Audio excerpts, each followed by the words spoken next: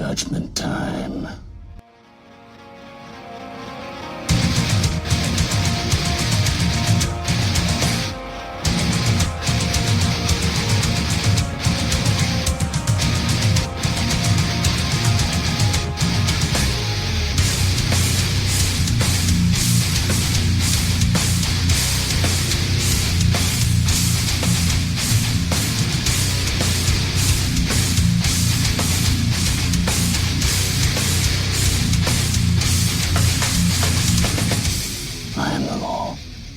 Welcome to Everything Comes Back to 2000 AD, and today we're joined by Mr. Stephen Ross.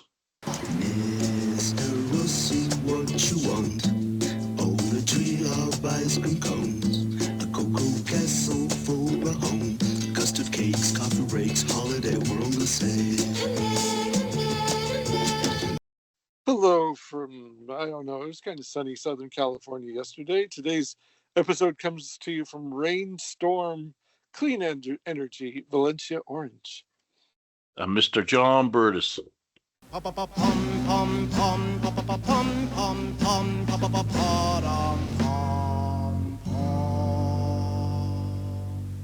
to all you drockers out there from a very, very warm Maidstone in the Garden of England, where everyone's gone bonkers as per normal. You've got pictures and videos on the news of people down the beaches yesterday on bank holiday. I think it was Monday yesterday. Yeah, bank holiday Monday. And then we watched it on the news and we were laughing, going, why would anyone want to go to them places on this day of all days with the heat like this? And then you're getting all these warnings about bloody, cold shock if you get in the water and this, that, and the other, you might drown. You think, well, that's just bloody natural selection, isn't it, if you're going to do that? Because, I mean, I remember jumping off the end of the pier up in Hartlepool, but it was just as cold out in the air than it was in the water, so you didn't really get the cold shock sort of thing. But most people walk into the sea, so you're getting acclimatized to the cold, especially when it gets to the nether regions. So you're only saying that to people who jump off high sort of objects to get the splash. But yeah, you think the world was ending. You know what I mean? You got the normal loonies going, this is global warming. Then you got the normal people like me and thee saying, this is... You mean global warming that the United Nations came out and said it's overblown? That's right. But we had global warming in the 70s, didn't we? Because we had that hot summer there. Then in the 40s, because we had a hot time then. So every time this sort of stuff comes on, and then they bring out these things, it was... And I'm just thinking, it's weird, isn't it? It only affects people now. Then all the things that Greta Thunberg said, and that bloody... Even she's moved on from the global warming crap. I know, because it's all rubbish. Now the thing is, we do our little bit with the buckets in the shower, fill it with the cold water because you're just wasting that, and then pour it on our plants in the garden. That's our little thing that we do. But everything else... It doesn't rain enough over there for you guys? You have to actually do that? Right. Here we are, Rossy, right? So over here, what we have to do is we pay for every single litre of water now. We don't get a water rate. Doesn't matter how big your house is, this is what you're going to be paying, right? Ooh. So now you pay for what you use. But before that, I said, because you go down B&Q, you get these buckets to fill up with rubbish and take to the dump. It's the easiest way to do it. So you get these big, massive buckets that you see on building sites, and you get normal buckets. And the B&Q bucket is orange. So it stands out on mine. So anyway, I thought, do you know what? What I'll do is, I think it happened when the toilet knackered, so we had to fill the system with a bucket or something like that before we could repair it. And then I just went, well, might as well just use this water, and either if it's in the middle of the summer like now, and the Bowser needs filling down under the pipes, under the drain, the guttering drain, that one, not the shit drain, because there's no point having shit filling anything and throwing shit all over the garden. I'll use the water. Oh, you mean like literally shit, not... Yeah, so at the back of the house, all your pipes come out, right? So you've got the pipe from the roof, from the gutter, haven't you? It goes down. But then further down, it collects up from the sinks and the shit, right? So you put the attachment higher than that, so you just get the rainwater off the roof, not the shit. I see. Right. So you fill the Bowser, but but every so often, what annoyed me was a little bit of crap would get in, and it would get into the little pipe bit that takes the water from the drain into the Bowser bit. Your water butt, sorry, your water butt.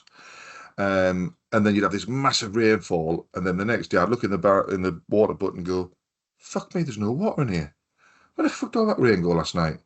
Then I'd have to undo the drain bit, have a little look inside, go, "Fucking hell, there's 2 little fucking leaves in there." Clear that out, pour some water down, make sure I could hear it drop into the rain bucket thing, and then it'd be okay. But so at the moment, so have a shower, take the water down in the bucket, and then just top all the plants up. There's about 10 plants that we have in the garden. There's just enough to top them up, and then I have a shower later because I'm getting up. I'll just fill up the crap for the little birds down the bottom of the garden. The little fucking, what do you call them? Red robins. Well, we have got a couple of robins, but normally you get the fucking useless pigeons flying and fucking in the bird bath. And I do feel like sometimes I'm a piss in it, and then I'll watch them, and then I'll think, yeah, I'm bathing my piss, but I haven't done it yet. Rats with wings. That's right, yeah.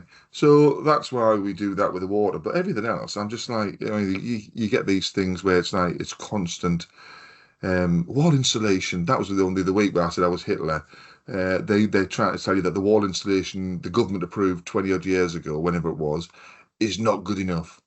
And I'm just thinking, well, it obviously is, because you haven't seen how little we pay on the gas and electricity. I keep saying about this. We don't even pay probably £1,000 a year on it, so that's pretty low. So when people going about the average is like 1,600 to 1,800, I'm just going, why would I need to have all that pulled out to have this new stuff put in at this latter part of my life when I'm on the downward slide to eternal oblivion? And then you've got people going, get some solar panels. And I'm like, all right then. So that costs like, say, I think the average thing for down here would be like £8,000.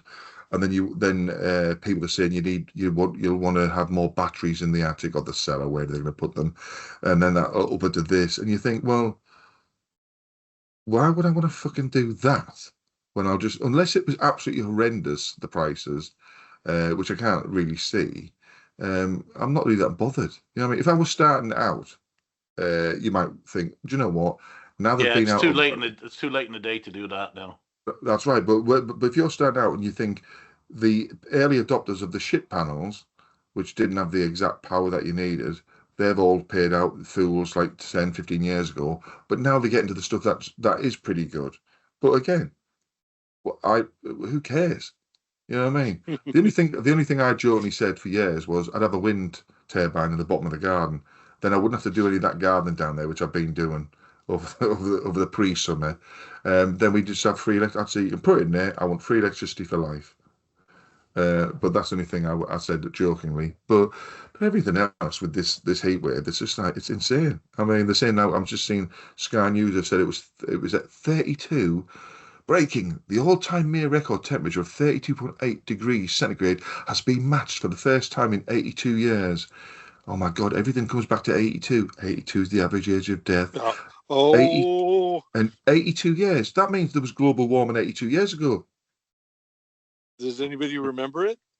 Do the people who are dying remember that? Well, are they going like, fuck it, I'm not going through that again, and just kicking off? That's it. But apart from that, I've managed to stay out of this heat.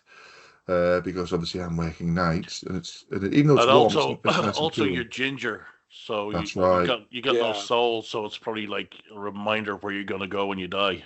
Carolyn left the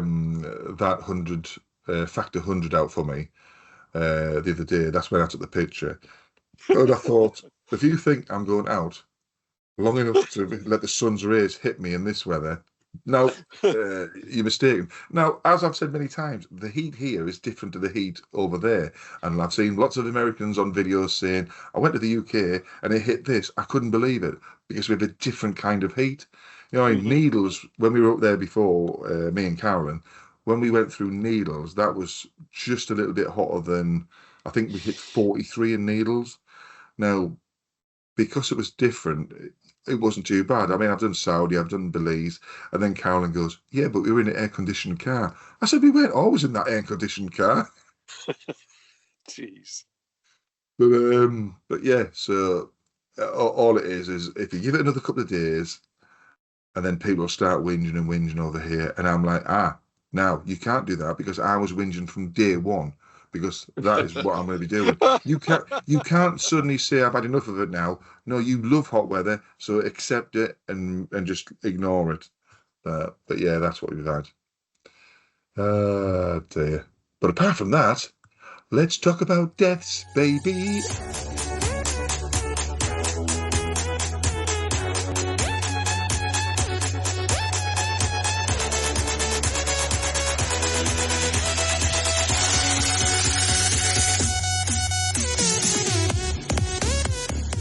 I've only got two, and then the death of somebody's careers. And so first up, we have Tom Kane, age 64, an American voice actor.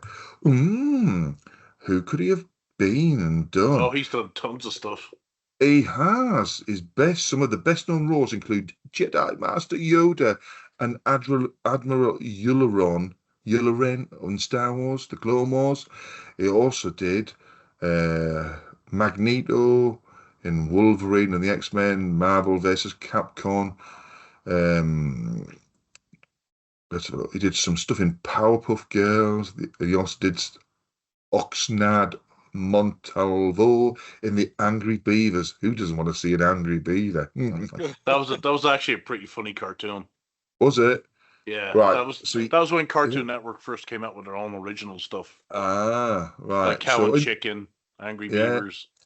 So in TV, he was in stuff like Who's the Boss, The Legend of Prince Valiant, Iron Man, Phantom 2040, Spider-Man, the animated series, Duckman, The Incredible Hulk, Johnny Bravo, Buzz Lightyear, Star Command, Kim Possible, Star Wars Clone Wars, The Adventures of of Jimmy Neutron, Boy Genius, UFO Files, The X's, tons of shit. I've seen nearly all of those cartoons. Yeah, then he was in loads of video games, which is all it's all bloody. Look, Star Wars Rebellion, The Dark Eye, fucking Wild Thornberrys, Ground Control, Escape from Monkey Island, tons of shit. Then in movies, he was in Scooby-Doo and the Cyber Chase, Powerpuff Girls movie, Dracula 2, Ascension, Star Wars Clone Wars, District 9, Star Tours, The Adventure Continue. Oh, the theme park attraction. Yeah, I thought I recognised the name. He was Admiral Akbar in that. It's a snap! Red Tails, Smurfs 2. So he's in absolutely tons of stuff. So we'll all have heard his voice multiple times in different things without realising it was him. So, yeah. Wow. Yeah, you've heard him at one stage in your life. Yeah. Yeah, apparently mostly in the Star Wars for me. It says here, Kane provided his voice as an announcer for theme park attractions at Disneyland and Walt Disney World and served as an announcer for several Academy Award ceremonies, as well as for the Adult Swim series, the Eric Andre Show in its second series. He was he was the voice of Professor Utonium in Powerpuff Girls, the dad. Oh, he also did C-3PO in the cartoons and Boba Fett, Qui-Gon Jinn. Oh, right, yeah, then. Right, next one. We have a right fucking lucky old cowbag. Judith Chalmers, aged 90. English television presenter, best known for 3 decades of sponging free holidays on Wish You Were Here. Yep. Now, over here, Rossy, she did other stuff. She did Come Dancing, she did Celebrity Antiques Road Trip, Good Morning Britain, all that sort of stuff. But she was known for 3 decades. She would travel the world and go to all these exotic places and then report back to us people at sort of like 7 o'clock at night on TV. And we'd watch it going, well, I would watch it going, fucking lucky cow, how'd she get all that? And she just went on, honestly, she just did all these holidays and that was what she did. And she had this permatan. Yeah, she was like Trump before Trump. Yeah. In fact, the picture on the Wikipedia page, she is looking very orange in that.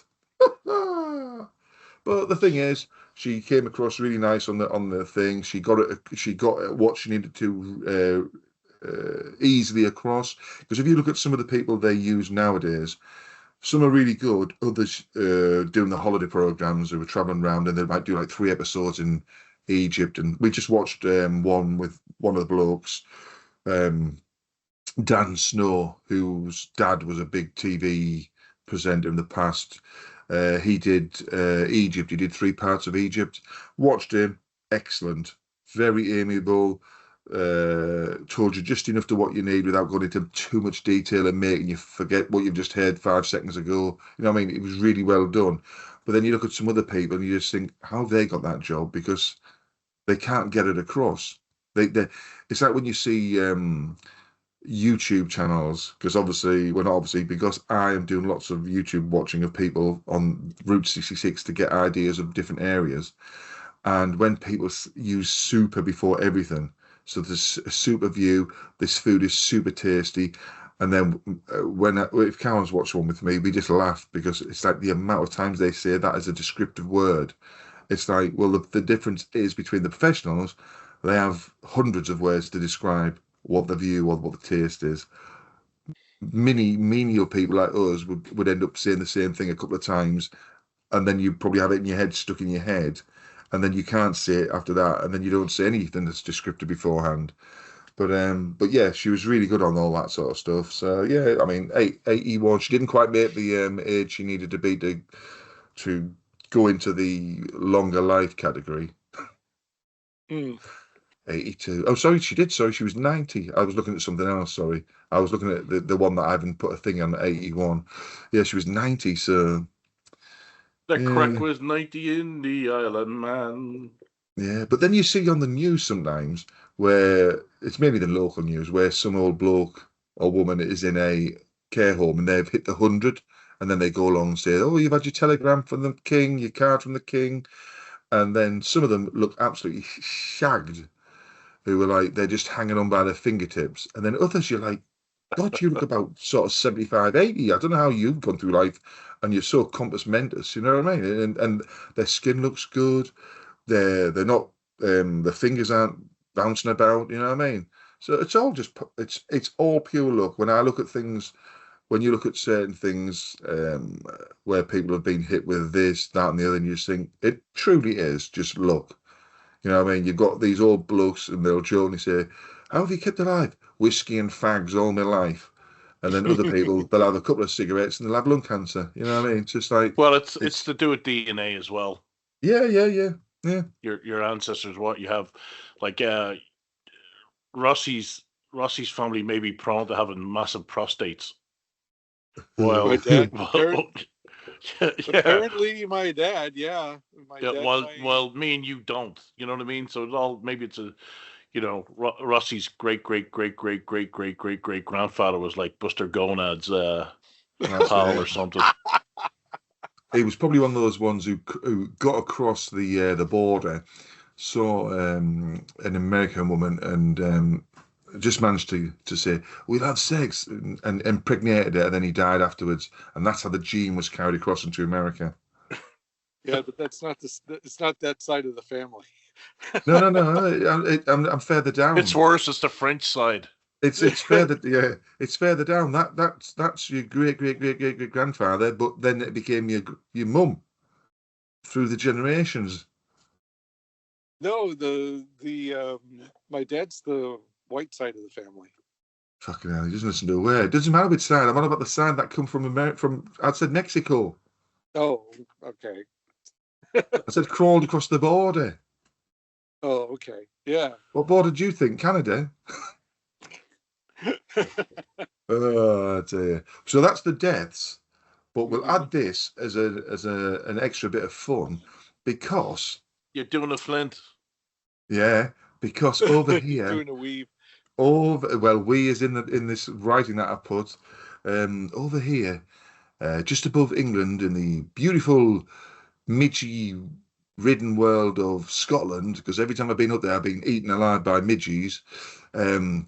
The That's not midgets, Rossy. That's like gnats. Gnats, yeah. I guessed from the context. Yeah, not midgets. This time I didn't want to interrupt. That's it. Up there, the fabled duo of wee Jimmy Cranky, Nicola Sturgeon, and Peter Munro, who ran Scotland like as we now know for definite, a fiefdom. Well, he pled guilty to £400,000 worth of embezzlement. So he took the fall. Well, I feel as though she's going to be pulled in soon because everybody's saying there's no way on earth you didn't know where this was coming from. It's physically and mentally impossible to believe it. You know, it's like when you've got these things where a drugs thief in the UK gets found, and then they're like, "Well, we got to take the home," and people go, "Well, what about the family? Where do you think that family thought the money came from?" You know, did they not realise he was doing drugs and he was getting all this money? Don't give me that rubbish. They were happy to live on that sort of stuff. So with them, that £125,000 Winnebago thing they had, she didn't think anything about that. And now he's saying, it was part of mothers and all this sort of stuff. Well, when did you use it then? All this sort of stuff. £4,000 pens, I think it was, fountain pens. Jesus Christ. £1,200 for a coffee maker. Now, I bought some expensive stuff in the kitchen with Carolyn because she's always wanted one of these mixers, which I can't remember the name, and they're all predominantly red. Or what are they called? I got it as an expensive joke thing. So I got the mixer, and then I bought a couple of months later. I bought a coffee maker and a food blender mixer type thing. They weren't cheap. They were like, well, the food mixer was like for £350, but it is like the best you can get at the level that we need. And then the other two things. Have to match the colors too? Yes, it had to be red. On TV, on one of the baking off programs, they use the same machine, but each table has the different color. So you'll have red, blue, pink, that sort of stuff. But red is the classic color, and so I got that, and then I got the other two items, which came to about another £400 for them. But they're top notch, you know what I mean? But when he paid like £1,200 for a coffee thing, you're just like, what the fuck was he buying to be that? And pencil sharpener, right? A pencil sharpener, Ross. Now you should know how much a pencil sharpener costs. Been waiting in books and things. You can buy one of those tiny little things for £1 or 50p, right? He probably has an electric pencil sharpener. His pencil sharpener, what I read, was £120. So that sounds about right. No, you don't be spending that much, man. Now the thing is, these are the people who lecture us. But it also massages your balls while it's sharpening your pencil. Yeah, that's why it's that much. No, even one of the electric ones couldn't possibly be like 100. Well, that'd be 150 unless it massages your balls. $4,000. I mean, we sell some pretty high end pens at our store, as you know, John. But $4,000. I want some Filipino kid with perfect cursive handwriting to come over and write everything I dictate to him. You can pay between $20 to $70 for a good pencil sharpener. One of the automatic ones, the electric ones. Yeah. I mean, it doesn't have to be from Temu, but I mean, it's still. It only does one. Most of them only do one thing, so it's like, $20, maybe 50 at the most. Yeah. So. I still have my pencil sharpener from my Fox days. Oh, I just remember. Yeah. So the things I got were all KitchenAid stuff. So you wouldn't have heard that, Rossy, but Flint might have heard of KitchenAid. Yeah, KitchenAid. KitchenAid's big brand. So the mixer, I've just got it here, £450 for the mixer. Now, they're the things where they hardly ever go wrong, and you can just leave it doing its thing while you're doing other stuff. And so Carolyn's always been on about it, but she's always said it's too much for something like that. But then obviously I thought, fuck it, I'll do it. But I did it as a jokey type thing. Here's your present. But then it was a real present afterwards. But you look at him, and he's embezzled 400,000. At what stage? That's taxpayers' money too. That's right, because they keep saying they stole it from the government. They didn't. They stole it from all the people who donated to the party. It's the way they word things. They stole it from people who donated, right? And the video, which was out before, of Wee Jimmy Cranky, when they were being questioned about where the money's all going. This is like a couple of years back, whenever it was. She said, "You lot need to shut up about asking about where the money's going to, because this will make people not want to put money to the cause." Now, if that's not telling people, I know where this money's going, and you lot don't be investigating, I don't know what is. You know what I mean? Wow. And that's coming out. Now, I'm hoping they're going to go for her, because they go for everybody else, but because they were the two main people, and it proves that you shouldn't have husband and wife as the leaders of the party. So they were the leaders of the government, because she was the sort of the boss, and he was like the leader of, well, embezzling, obviously.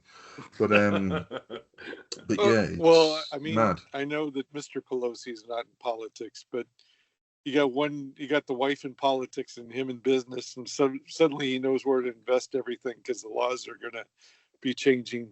It's like, okay. Well, that sadly is the way it is now. If we do anything like that, I'll tell you now, we'd be pulled in straight away. Now he's gone to jail, or he's on in remand now. So he was handcuffed and taken out of the courts.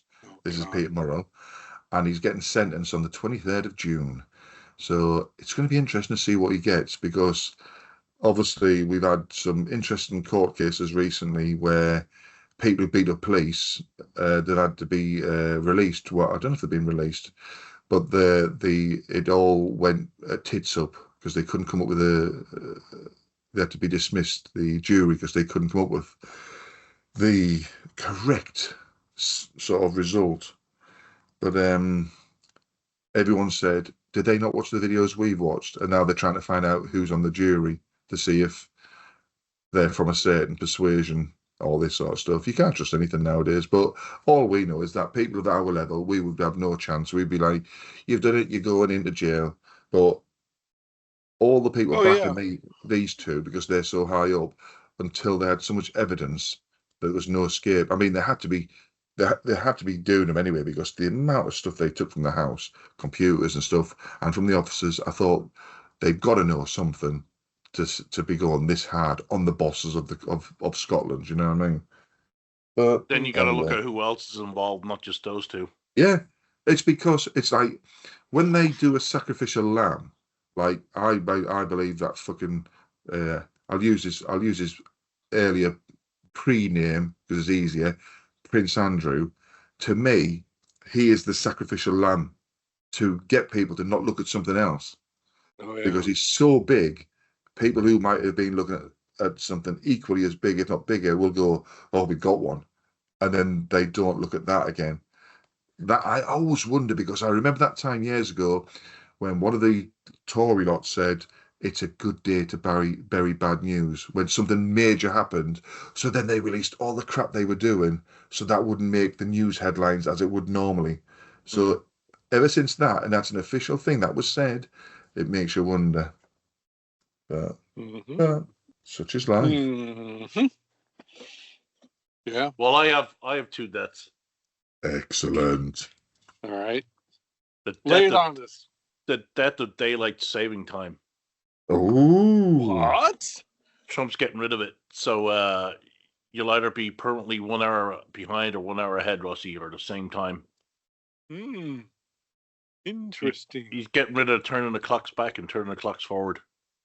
I think they should get rid of the time zones in America, so one side gets up in the daylight in the morning, the other side's getting up like at 3 a.m, darkness. Cool. That actually was mentioned at some stage. Oh no! Yeah, but I think he's just going to get rid of the turn the clocks forward and back. That's interesting. Yeah. Is there any time frame for this, or is this? He's supposed to be signing an executive order the next few days, I think. Oh. See, we brought that in over here during the war for the farmers and all that sort of stuff, I think, if I remember correctly, and another few bits and bobs. But I don't know why it fucking still happens. It's just fucking ridiculous. Well, once you introduce something like that, it's hard to get rid of it. Yeah, I know. It's like government programs. Once you do a government program, it's hard to get rid of it.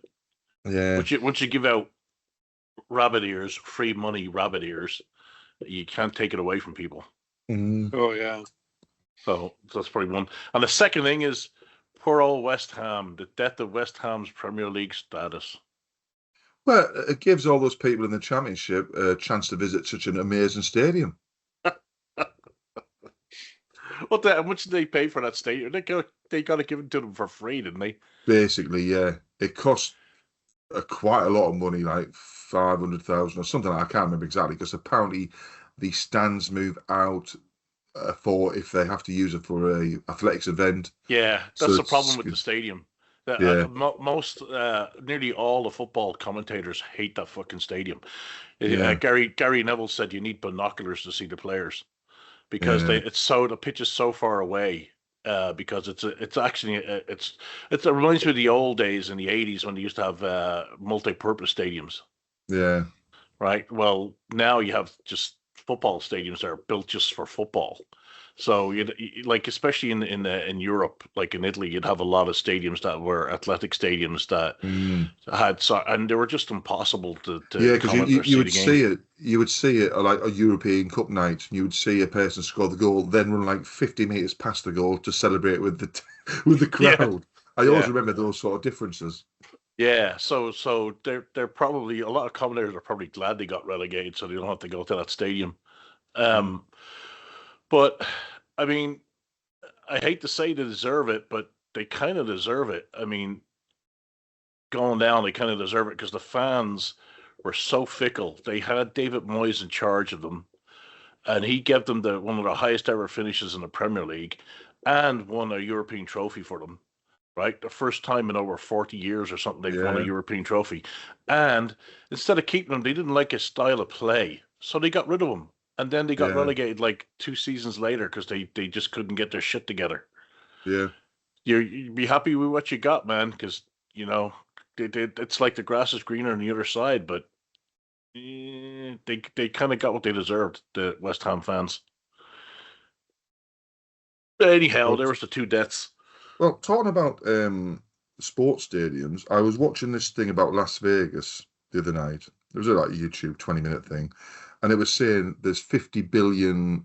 Was it 50 billion of investment currently happening in Las Vegas? So it mentioned like the Hard Rock Cafe, the Hard Rock Hotel. Well, they need something because I think they're suffering. I think Vegas is actually suffering. Right. Well, it is suffering on one part, but. So they're doing the Hard Rock Cafe, Hard Rock Hotel with the thingy. Then they've got another sports stadium that's getting built because they took a baseball team somewhere out of somewhere in the West Coast that's gone because they went at that stadium. They wanted to make the stadium bigger and they kept getting fucked off. So they've left and they've gone to Las Vegas. They're playing somewhere else at the moment. So that's a stadium getting built for like 1.5 billion. And then this is the big one. There's going to be, now I know that there's a railway line that hasn't gone anywhere yet and there's been loads of money being put into it. It's just nothingness, which Rossy will agree to because he told me about it and then I looked it up. What, the California light rail? And then there's nowhere. So now they're on about doing a high speed, 200 miles per hour, that's the high speed. Be the first high speed in North America or in the USA, and it'll run predominantly in the meridian of the I-40 to Las Vegas from Los Angeles. So they're doing all the groundwork and all that sort of stuff, and that's going to be costing like sort of 20, 25, 30 billion. It'll end up being a lot more than that.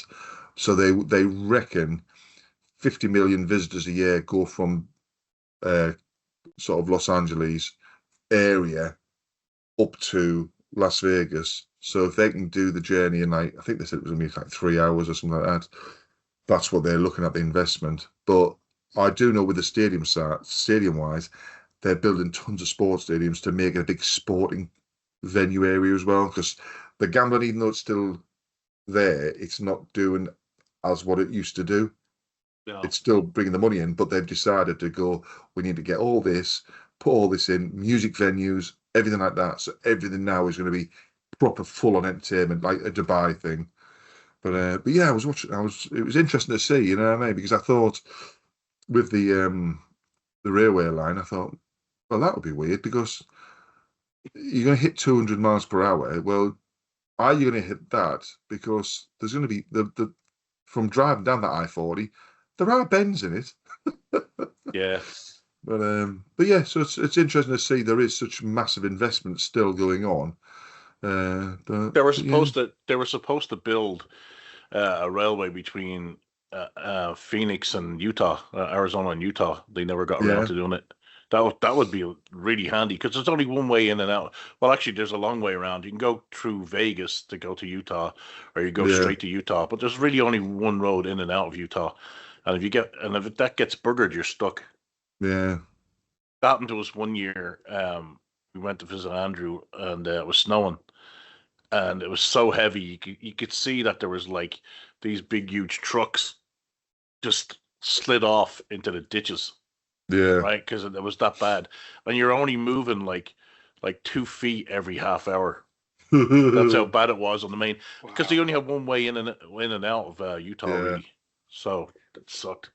So the idea that they were going to do a train from Arizona to Utah would have been fantastic, but I don't know if they ever did anything about it. Mm. I'll have to look it up. Anyways, Kickstarter corner, Rossy, what you got?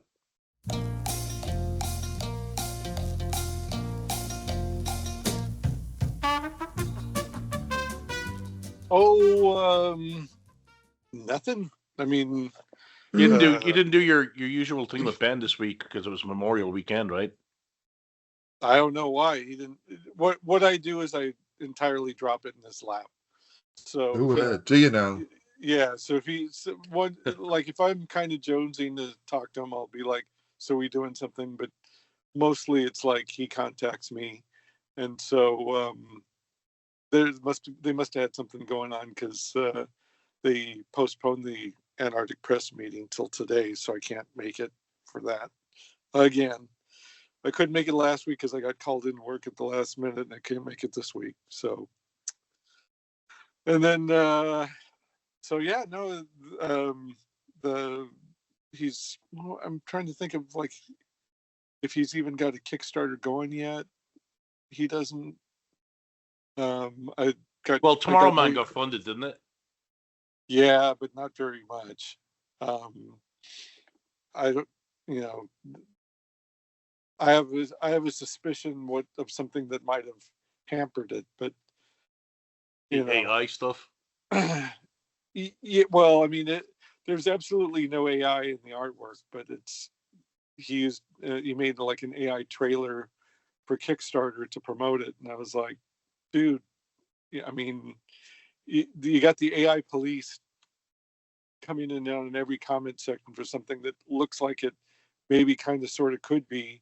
And if it is, then they would really go berserk. And it's kind of like, and you're using that to promote a comic that has no AI in it whatsoever. So I question that wisdom, but it's his book, and unless the artist was happy, so I can't say too much. I'm gonna have to get in there though, like, and proofread the shit out of it because English isn't Alessio's first language. So, did he write it?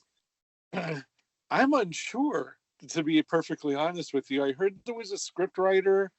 Part of the problem is that like there's the way it was submitted. There's like a Photoshop page of just the panels and dialogue balloons. See, here's the thing: it doesn't even say who wrote it. Yeah, I have a feeling Alessio might have done it. No, but even on the Kickstarter, it doesn't say who wrote it. Yeah, well, like I said, I haven't really been able to read what I have the files, but I haven't been able to read them because, like I said, there's one that's just the dialogue, and then there's one that's just the artwork. And the dialogue one, like the way it appears on my screen, is like really dinky and use these like difficult to read fonts. So I was like, screw it. I can't really do anything with it right now. I got to finish some other stuff. I have to finished Zen, and so I put it aside. But yeah, I kind of it makes me kind of sad because I know Alessia's been working on this thing for a long time. The artwork is really good. It looks like it's mostly just like a lot of fighting, big panels, big, highly detailed panels of overly muscled people fighting. So I'm like, this is probably going to be fun, but I kind of wish it had been handled a little better because I do like the guy. So anyway, but that's that. But the future, I've been getting my pages for Zen and Tomorrow Girl, and that shit is amazing. And I do have to do a little proofreading on it occasionally. I have to send him a picture and say, please fix this. But for the most part, he followed the script to the letter. It's minor stuff like, can you please change the color of this caption? So it doesn't match the other person who's talking. And that's it. So, and it's just beautiful. The art, the color, everything. It's great. So I'm very happy. It went from like, sure, I'll do it for free because I feel like I owe you something, to, man, I'm really invested in this shit. So that being said, I'm probably not going to read a lot of Zen the Intergalactic Ninja. So there you go. On something that's not Kickstarter, but since we're talking about this is one of the few parts of the show where we actually talk about comics. Well, hold on for a minute. Let me do some Kickstarter stuff for a minute. Yeah, please, yes. So I have the Kyla Treasury all ready to go for launch, but for some reason the rewards aren't showing up. So that's still a thing, right? Yeah, so I tagged them on it and I put it through for a review, but I don't know if they reviewed to look at if the rewards are showing up, but I put it through for a review. You know, if there's a glitch in the system, the chances are I'll find it, because when I worked for an online education company way back in the 2000s, early 2000s, and I would build a lot of stuff for them, like modules and stuff like that, and then I would test other people's stuff, and I would always find stuff in it. I'd always break it, you know, and so it doesn't surprise me that at some stage with Kickstarter I end up breaking something so you can't see the rewards. So yeah, so I'm hoping to launch that. Yeah, I'm hoping to launch that June 1st. If not, I'm gonna have to wait and see why the rewards aren't showing up, or redo it or something. But they did have an interesting survey, Kickstarter, asking about AI art. Because I think they're going to allow projects with AI stuff in it, and I don't think you have to label it as AI either. So that's what's coming down, because they do have a book called 78 Shades of Orange, Tales of the Taro Discombobulator. Of course, it's an anti-Trump thing, right? Okay. And the artwork in it looks completely AI. I mean, it's just, yeah, it's so. I can send you I'll send you guys the link and you can look at it. And I mean, everything about it screams AI. Now the thing is, he's only got 7 backers so far. But I'll send it to you in the podcast team. I mean, it's so blatant that there's no disguising it or anything like that. So it'll be interesting to see how that does. Well, to me, everything is about context, and you know, at work we had okay. So let me ask you guys and our listener what you think about this. Now, there's going to be people who are like, no AI under any circumstances, blah blah blah blah. And I respect that. I understand that, especially if you're in the arts, and especially if you don't know how it works, or don't want to know how it works, or only have heard how it works from other people who are against it. But we had we had an event for a kids book, and it was, the author of the book was a doctor. It was a picture book. It was about a kid who was on the spectrum somewhere, and it was self-published, and it was pretty low level AI artwork. By that I mean, like 100% you could tell it's like the most basic I am just learning how to use AI, and I have no background in art, and so I don't know the different style choices I could make and ways to make this look less like this is the first thing the computer gives you. And it's AI artwork from, let's not even call it artwork for the sensitive people.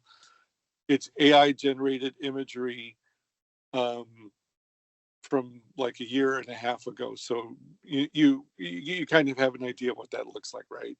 Mm-hmm. Yeah, it's not quite that Pixar look, but it's Well, it's exactly the stuff I just sent in the chat, the link. okay. I don't, you know me and my You phone. you can't look at it just in case you get kicked off your phone. Right. So you know me and my phone. I'm looking at it, and he does say Yeah. he's using AI in it. Yeah. So so the book, she did the book. Now, you know, for a major publisher to do a book, to commission the artist, to do the marketing, to print it, to ship it, to sell it to stores, to take the returns back if it doesn't sell, all these things cost tens of thousands of dollars. And the market, even though we have, you know, there appear to be a lot more people on the spectrum now than there were when I was a kid. You know, so there's a demand for it, but I don't know if it's that big a demand that a major publisher would want to pick up, or even one of the mid-level ones. And frankly, we've got, they call it the big five publishers. We only have five major publishers. And if you see the pie chart of book sales, it's like overwhelmingly them, and then the cajillion little indie publishers you might have heard of are all in this little sliver that's in there. So I'm thinking, well, if she sees, and I think she did it because her kids on the spectrum too. So it's like there's a need for this book. It's for a good cause. Her intentions were good. She's a doctor. It looks like she did it all herself, and she's going around giving talks and, you know, trying to be helpful to other families who might need this sort of thing. And the big five, it's not like the big five publishers are doing anything that's competing with her. So to my mind, I'm like, what is the harm? But oh my God, we got hammered so hard when they put a picture of the book on the website to promote the event. So now it's kind of like a policy that they're kind of thinking like, we're going to have to really drill down onto whether we do and have a book event with AI art. So it's kind of like, okay, you guys are the ones who are terrified of book bannings, and okay. Oh, you know what the funny thing was? Lou Stringer posted this, that there was a book on sale on Amazon about the history of British comic books, right? Mm-hmm. And it was all AI generated, and they got nearly like 80% of the shit in it wrong. Wow. Yeah, it was funny. He posts examples of it. I think he did one of a blog post as well about it. But that's what happens. You like when people are just churning out these AI books, and with AI covers and AI everything else in it, and they're not making any sense. There you go. Yeah. So yeah, I'm waiting for the Kyla thing to be approved, and the caretakers thing is completely finished now. Everybody should have their books. I do. Yeah. And it was funny because when you guys showed it, you and Ben showed it, and the Hitler shark popped up. Ben got a great Ben got a great kick out of it, and then people are like, "Oh, we'd buy that." Well, Jesus Christ, dude! Shame we didn't jump on the Kickstarter when the campaign was alive. Shame we didn't show it too. Yeah. Well, I don't think we. I mean, we're kind of spotty about when we do it, so we might not have done it while the campaign was running in our defense. No, the campaign was over. The campaign was over by then. But it's I mean, we could have done. Maybe we should have thought it. Well, it's no, it got a good reaction. It got a good fun reaction, so that was great. Cool. I'm glad you're happy. I was happy to see that. That was fun. I was glad you were there to see it too live. So. Yeah. So, what were you going to say, Rossy, about the comic book that you read, or was that it about the autistic book? Yeah. No. So we.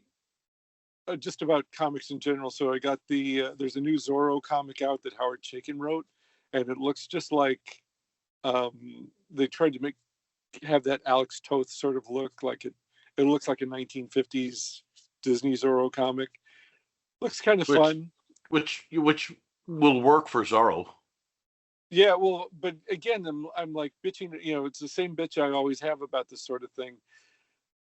When I was a peek into the old timey pulp characters, that shit was already old, and now it's like twice as old as that. And so it's done by Alien Books. Those wankers owe me Eduardo Rizzo's sketchbook. Oh, is it? Do they Yeah, really? they're the guys who did. Yeah, they're the guys who did the Eduardo Rizzo Kickstarter, and they still haven't fulfilled it yet. Oh, wow. Wankers! Okay. Better hurry up.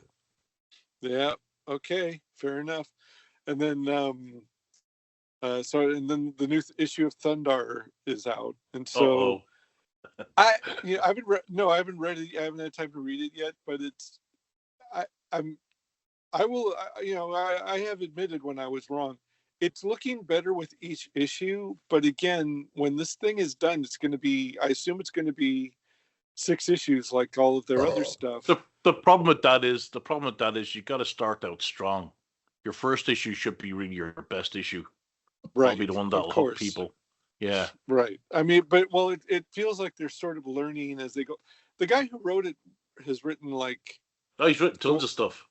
I think he's written some Conan, and I think he's written, and I know he's written some a shit ton of Thor stuff for Marvel. I think he was the guy who introduced the Lady Thor character.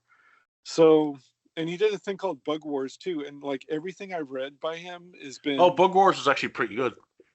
Yeah, well, again, like I started and I was like, I was kind of like all into it, and then it just kind of like, it just sort of lapsed into this blandness, and not that it's bad. I mean, he's won Eisner Awards as well.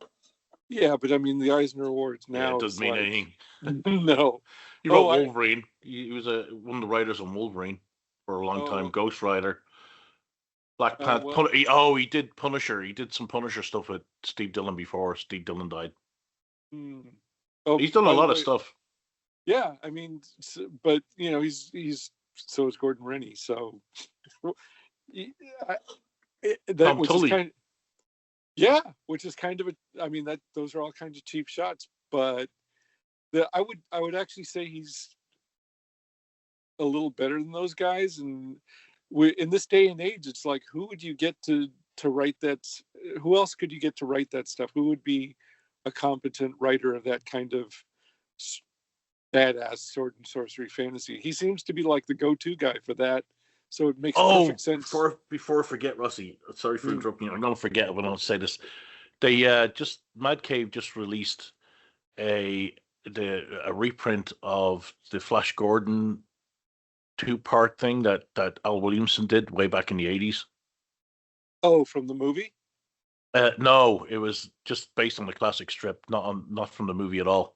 Oh. Yeah, it's like around 80 pages, and it's got a Chris Weston cover on it. So that'd be something you might want to look out for. Yeah, well, he did the movie adaptation back in the 80s. Yeah, back in 1980. Yeah, I know that. Okay, so but this it's not the movie adaptation. It's one of the specials that they did. It's pretty fucking awesome looking. I'm probably gonna go to the comic book store tomorrow and pick it up. Wow. I'll have to look. I will have to look into that. First, I'll have to see if I have it, because if it was Al Williamson and it was Flash Gordon, it was the 1990 the 80s. It was the 1995 special that Mark Schultz wrote and Al Williamson drew. Oh, I'm 90% sure I have that. Yeah, you probably do. It was originally printed by Marvel. It's one of those things though. I'm kind of going like, do I want to dig the one that I have out, or do I want to just like pay $5 and get the new one?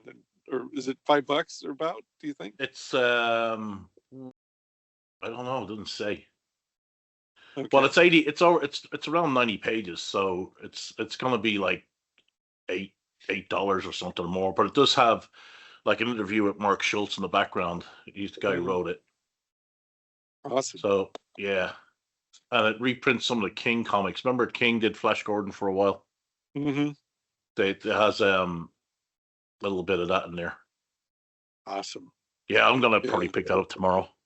So having said all that, like going back to my complaint, my finger quotes complaint with the Zorro thing, it's like, it's great that this old stuff is, I guess there's a part of me it's great that it's still around, but it's like, I'm also not the one really who's buying it, because either I've already got it, or I remember how good it was back in the day, or it's, I think kids will pick it up and go, oh, this is something that they haven't seen before.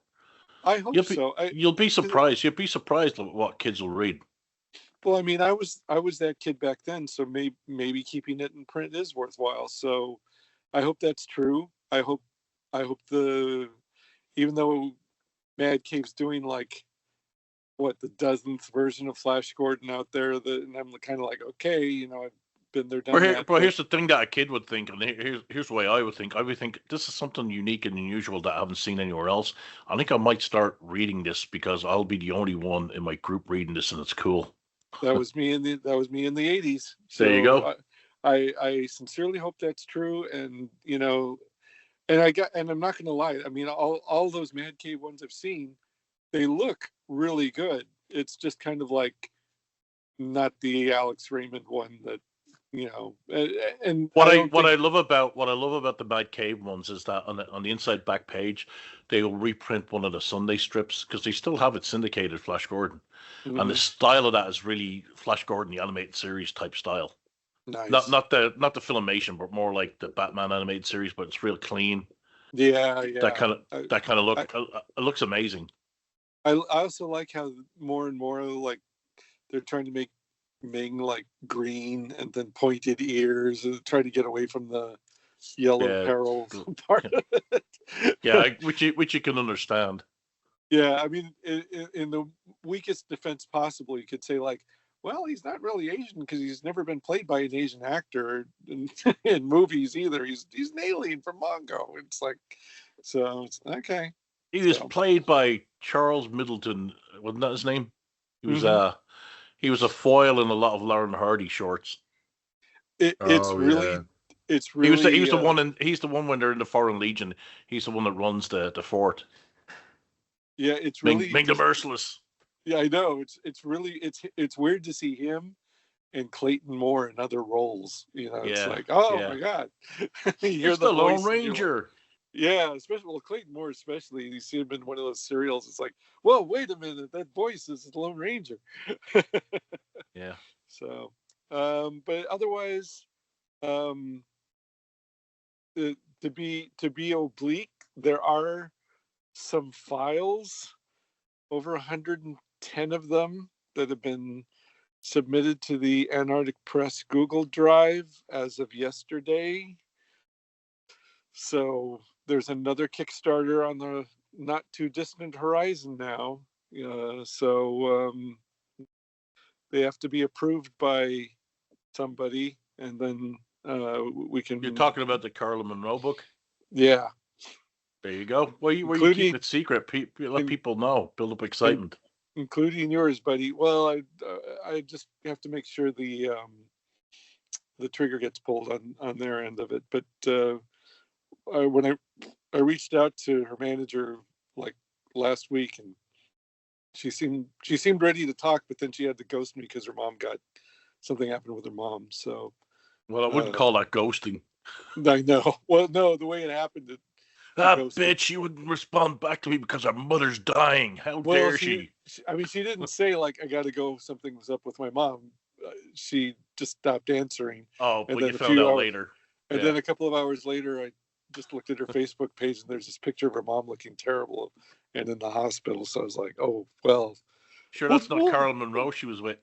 No, Carolyn Munro, she keeps herself together pretty nicely for, is she pushing 80? She's pushing 80 now, I think. She had a birthday in January. I don't know. You'd think I would know these things. Right now, I'm just trying to get the art out the door. So yeah. But everything's finally sorted, and oh my God, it was like She's 77. Hey, well Oh, that ties into Dave and the 77. Yeah, that's a lucky. Well, which is appropriate too, because like we've got. I mean, assuming everything gets approved, and I see no reason why it shouldn't. We got Jeremy Dunn, Andrew Sawyers, Ian Stopforth, Aid Hughes. I wouldn't have. Did you have to blurt out the nipple on Andrew Sawyer's commission? No, that was one of the first ones approved. I think he restrained himself on that one, to be fair. Yeah. Andrew Richmond. So I just went and was in total bastard mode and mined all of them.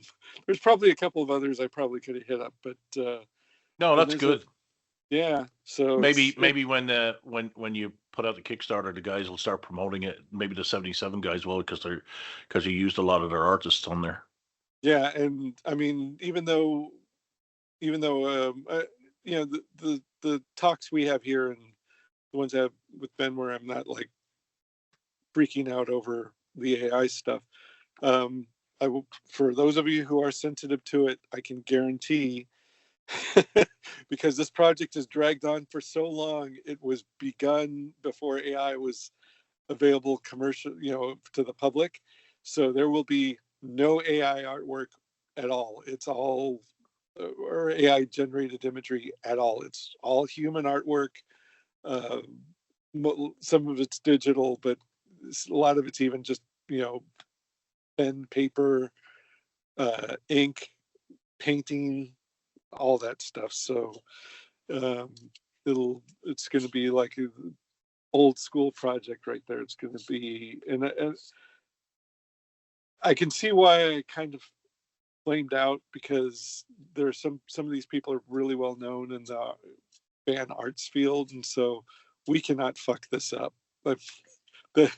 Until I hold the thing in my hand that there's like no mistakes in it, I mean, we cannot fuck this up. So yeah, you don't want to do a rebellion on it. Well, yeah, I mean that's just on the printing end. There's still, I mean, we have to make sure the people who are promised comps get comps, because there were a couple of guys who gave me like a rock bottom price and all they wanted was a comp. So but they're not in this country. And there's like, not only are there British people, there's a couple of Germans. Of course there are. Mexico. Of course there is. Yeah. A lot of Brits. I mean, just the Brits, the 77 guys aren't the only Brits too. There's like probably like 6 other people. But there's over 100 individual images. That doesn't include, there was like, I think I uploaded 112 files, but some of those are like, do you prefer the black costume on, or do you prefer the white costume, or do you prefer the Photoshop file, or the or the TIFF file or whatever? But as far as like individual images, there's over 100, and I at the very worst of them is very good fan art, which nothing wrong with that. Some of them don't look like her, but the idea, like the concept that you're trying to put across, is kind of cool. Like, oh yeah, I would like to see her in that. And then some of them are beautiful copies of stills that you've seen a million times. Yeah. So the other thing that kind of like freaked me out a little bit and caused me to sort of lose faith is that there's like 6 Carolyn Munro groups now, and I think 2 of them are fighting with each other, fan bullshit, no matter where you go.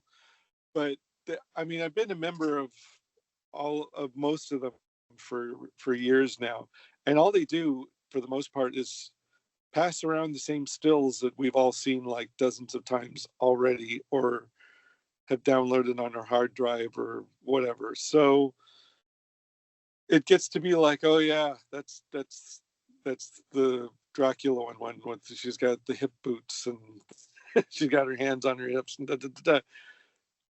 So I thought I'd shake things up, and I kind of did it like a year ago or 2 years ago. I did a little preview, like, oh, here's some paintings at the. This guy's like the official James Bond artist for the Broccoli people, and so, and by Broccoli people, I mean the Broccoli family who owns Right. the franchise. Not So he's like, anymore. yeah, I know. Well, he was the official guy, and you look at his Instagram, and it's just beautiful painting after beautiful painting of great stuff from all the Bond movies and all the Bond girls. His name's damn it. But it'll be surprised when you see it. So he even did an off-brand Stella Star, a portrait of her at Stella Star. So I posted those in one of the groups, and it got like half the notice of any of the other same old photos of the same old stuff. And I was like, the only thing that gets excitement is if like somebody turns up an album cover or It's not Robert McGuinness, is it? no, is he still alive? No, he died at 99. Is it? God, the only other two I can think of is Frank McCarthy. No, he's not a movie poster guy. I mean, he does portraits. They're like painted portraits of the Bond people. Oh, okay. It was Jeffrey of you. Well, let's see. I don't have that file open yet. So, but yeah, you'll see soon enough. So anyway, it's been it's Ben Jeffrey. his first name's Jeffrey. Oh, Jeff Marshall. Yeah, that's it. Okay. Yeah. Yeah, so his stuff was good. Yeah, he's really good. So he's another one. It's like you don't want to fuck over the guy who does paintings with the broccoli. No, and he gives good. you a rock bottom price just because he likes her, Yeah. So there was, and one of the German guys, he's one of those like professional fan artists who's really, really good. I don't even want to say fan. I mean, he's just a good artist. So he did a beautiful color painting of her as Naomi from The Spy Who Loved Me, and then I looked at his website, and he had this really cool image from Flash Gordon, and I was like, I'll tell you what, and he gave me like this rock bottom price to use the Naomi thing, and I said, I'll tell you what, let me offset that by buying actual print, the two actual prints too. I'll pay you for your rock bottom fee for the use, but I'll get like 2 prints off of you as well. So, and I was pretty happy with that purchase, but it had to be shipped from Germany. So, Jesus Christ, the postage was horrendous. Oh yeah, that's a killer. So, but he threw a couple of other things in. He was a really cool guy to work with. So, yeah. So I'd say most of the people were either like very professional or just really cool. So again, yeah, I'm looking at his Instagram. He does have a book called The Beauty of Bond that he did with all his portraits in it, and he has a book that I have actually, James Bond 50 Years of Movie Posters. I have that one. Oh yeah. Yeah, so he uses a lot of photo reference, as you can imagine. Yeah. I mean, and so again, like. Yeah, you don't want to mess him around, Rossy. No, no, I can hardly wait. Some of these ones, it's like, well, it's a slam dunk. There was one where like, there's like literally a photo of her like autographing the print for the artist. So I was like, well, I'm going to assume that one's going to be a slam dunk approved. So he even has a picture of that he did, the painting that he did, if Henry Cavill was James Bond. Yes. Yeah. So that's pretty good too. Well, so my friend who's like never been published in any way before, just kind of recently picked up art drawing. He's gotten pretty good. I really, I don't want to put every. There were 2 or 3 guys who I just kind of like asked because either I knew they were fans, or I thought, oh, you're close enough to being there. Maybe we'll put you in, and if you can run the gauntlet through her and the Antarctic Press guys, at least you'll get maybe one thing in the book. And so he did. I told him, I said, I got it. I have way more of everything that I need than the only movie that I'm kind of short on is Captain Kronos Vampire Hunter. And I didn't even to be honest with you, there's this one image of her kind of like looking up, and I always assumed it was from a Dracula movie, or from the Dracula movie. And so it turned out that was from Captain Kronos. I said, well, I got one from Jeremy Dunn from the 77 guys.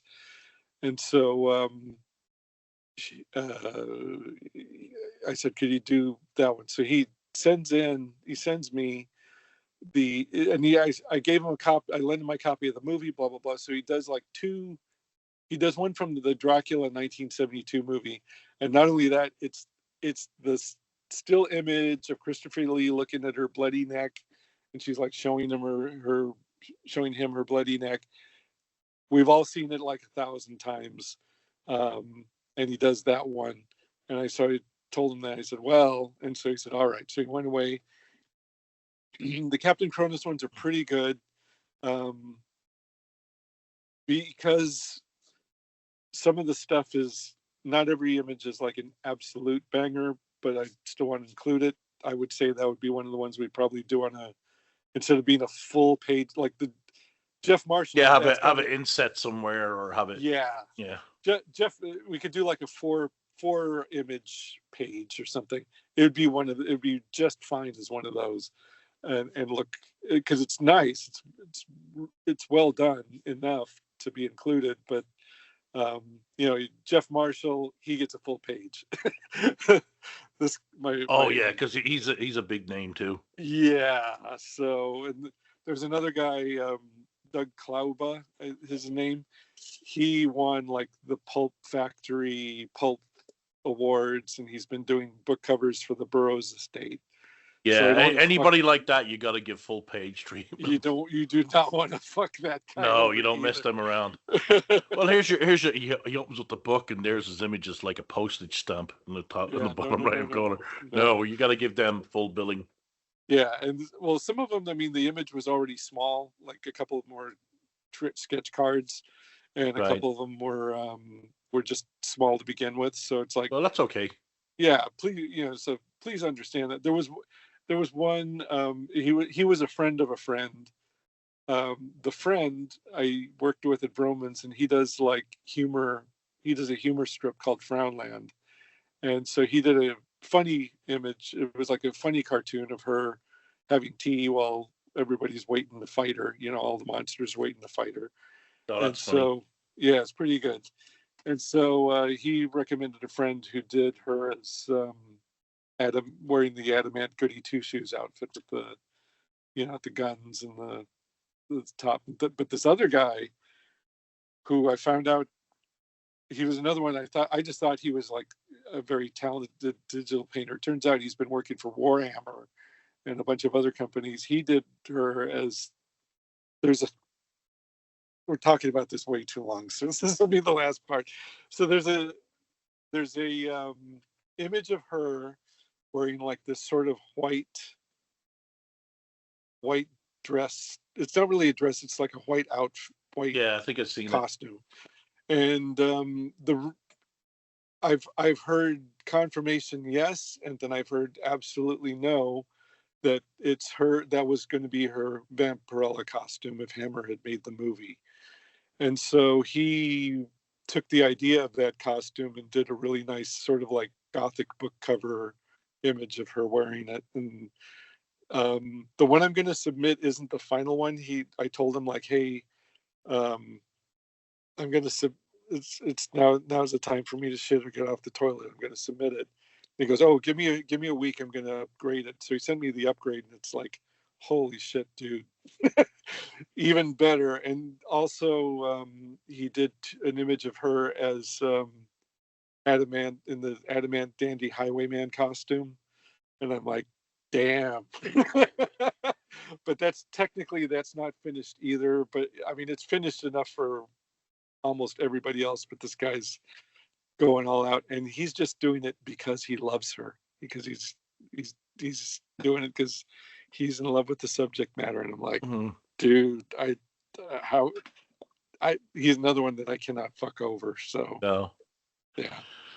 Well, we'll finish up on Kickstarter Corner. I've been working on some stuff, the strip for White Heat, Marty Devine, and I got the first 10 pages done, so it's looking pretty good. Great. Yeah, the thing I said to you, you said, "Oh, you want me to spell the spell check it or whatever or edit it?" I said no, because you got so much on your plate. I said you don't need another thing on your plate. I'll have Jim go over it when I have everything completed and sent to him, and he'll have to go over the dialogue and everything else and fix it. I'll tell you what. Since we've just been talking about how a lot of my burden is like the worst of it is over for a while, and I'll have 2 weeks down recovering my tallywhacker. So I'll give it but let the other guy do it, and I'll be your second pair of eyes if you'd like. Right. Yeah. Concentrate on your own stuff, getting your own stuff done, and we'll get moving on this. So that's the end of Kickstarter Corner. What about movies and TV, John?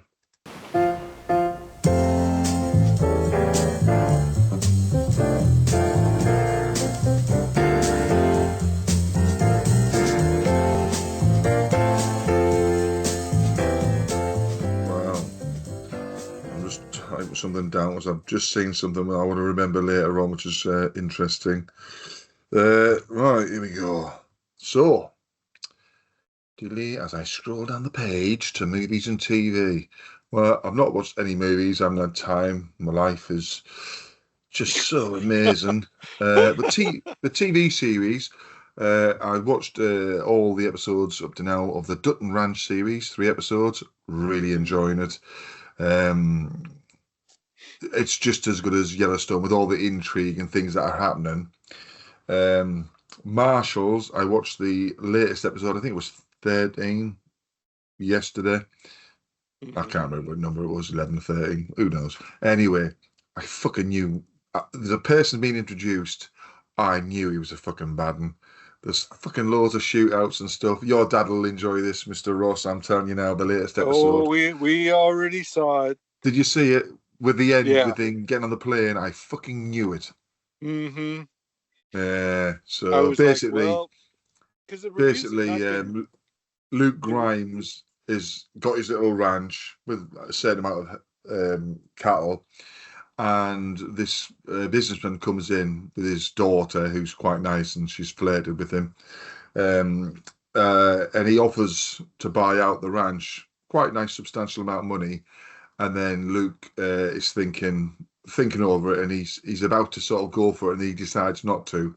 But at the same time, dark forces are attacking the main area, which was the Dutton Ranch, the Yellowstone Ranch, because that's now held by the Native Americans. That was the big payoff at the end of the main series, which is bullshit. That's right. So they fought so hard over centuries to keep that fucking ranch, and then they give it away. They had to because of the money, didn't they? They were going to get stuffed. That was a terrible. They had to because of politics. Bullshit. They could have written their way around that. No, you see, ever since Trump came in, I can't go to the Grand Canyon now, which is $100 for me to go and see it. Well, there you go. You're paying for Dutton Ranch. That's right. So anyway. So there's been like assassination attempts and all sorts on the Native American leaders and stuff. And at the very end of this episode, where Luke Grimes' kid goes off with this multi-billionaire person on his private jet, there's been another sort of thing happen. And the person who you see, it all gets eyeball to eyeball stuff, so people know what's going on now. The person who's like the right-hand man of this mega rich person, he gets seen in the location where another attempt to kill part of the fucking the marshals happens, but that just goes to black, so you can't see the outcome of that. And then we see him then report back to his boss, which is the billionaire, getting on his private jet, with fucking Luke Grimes' son, and then it just fades to black. But yeah, so it's had these, it's had like the one and dones. It's had it has an overall arc of what the characters have done and going to do, and then it's had about 3 double episodes where you'll have the payoff on the second episode, and then so they've got like 2 hours worth of material, and then now we get the big payoff. I can't remember if that's the end of the series or not, but because if it is, that's a big cliffhanger. So that's been really good. What else have I been watching? Just normal stuff on. Yeah, sorry. The reviews for that have been pretty rough. What, Marshalls? Yeah, but you see, with the reviews and stuff, it's like when I like to watch. Sorry for jumping in, but I like to watch the Critical Drinker. Right now, him and his lot didn't like The Boys. I fucking thought it was hilarious. So I never. If I've enjoyed it, I've enjoyed it. You know what I mean? If it's bad. Yeah. And it's bad, then I'll say it. But I've enjoyed it. I wasn't happy with the one and dones, but there was enough in there because I think it's harder to start a brand new series, even though the characters have come from another series, because as some people do, they'll say, "Well, I haven't got time to. I'll do this as a joke against you, Rossy. I ain't got time to watch those 5 series of fucking Yellowstone and Breaking Bad." But I'll jump in on Marshalls and then watch that. But so you can't really do a massive elongated story from the first episode. You needed to get these one and dones to introduce the new characters as well. So I think that even though it wasn't enjoyable for me because I've watched everything beforehand, I understand why it was done. And then it went to these double episodes, and then it went to this overriding story for the last 3 or 4 episodes where things have happened and they all line up now to what we had as the payoff at the very end. But yes, go on then, Steve. Oh, well, so I understand some of the criticism because I didn't think that particular character was that interesting. And I didn't think, to me, it just felt like any other procedural just set in the Yellowstone land. You had the tough and snails chick and the bar that they all hang out in and the gung-ho, ex-military guys and all that stuff. And some of it wasn't terrible, but it was like if my dad wasn't watching it, and my dad's watching it just because he wants to watch all the Taylor Sheridan stuff, pretty much. So it was. I wouldn't be watching it on my own if it wasn't like one of the shows we could agree on to enjoy together. But yeah, the reviews were pretty harsh, but with that season finale, I was like, well, looks like they're doing the season 2 no matter what happens. So we'll see. But it feels like it's slightly course correcting as it goes along. I think that didn't they kind of like get rid of the Latina chick? Oh, she was going to go back to the big city, wasn't she? And with an upgraded job. That's what she was going to do. And she might actually be a fine actress, but the way that character was written was like, she's pretty annoying. So, but yeah, I mean, maybe it'll course correct as it goes along, and we'll see. But I agree with you. The Dutton Ranch one feels much more like,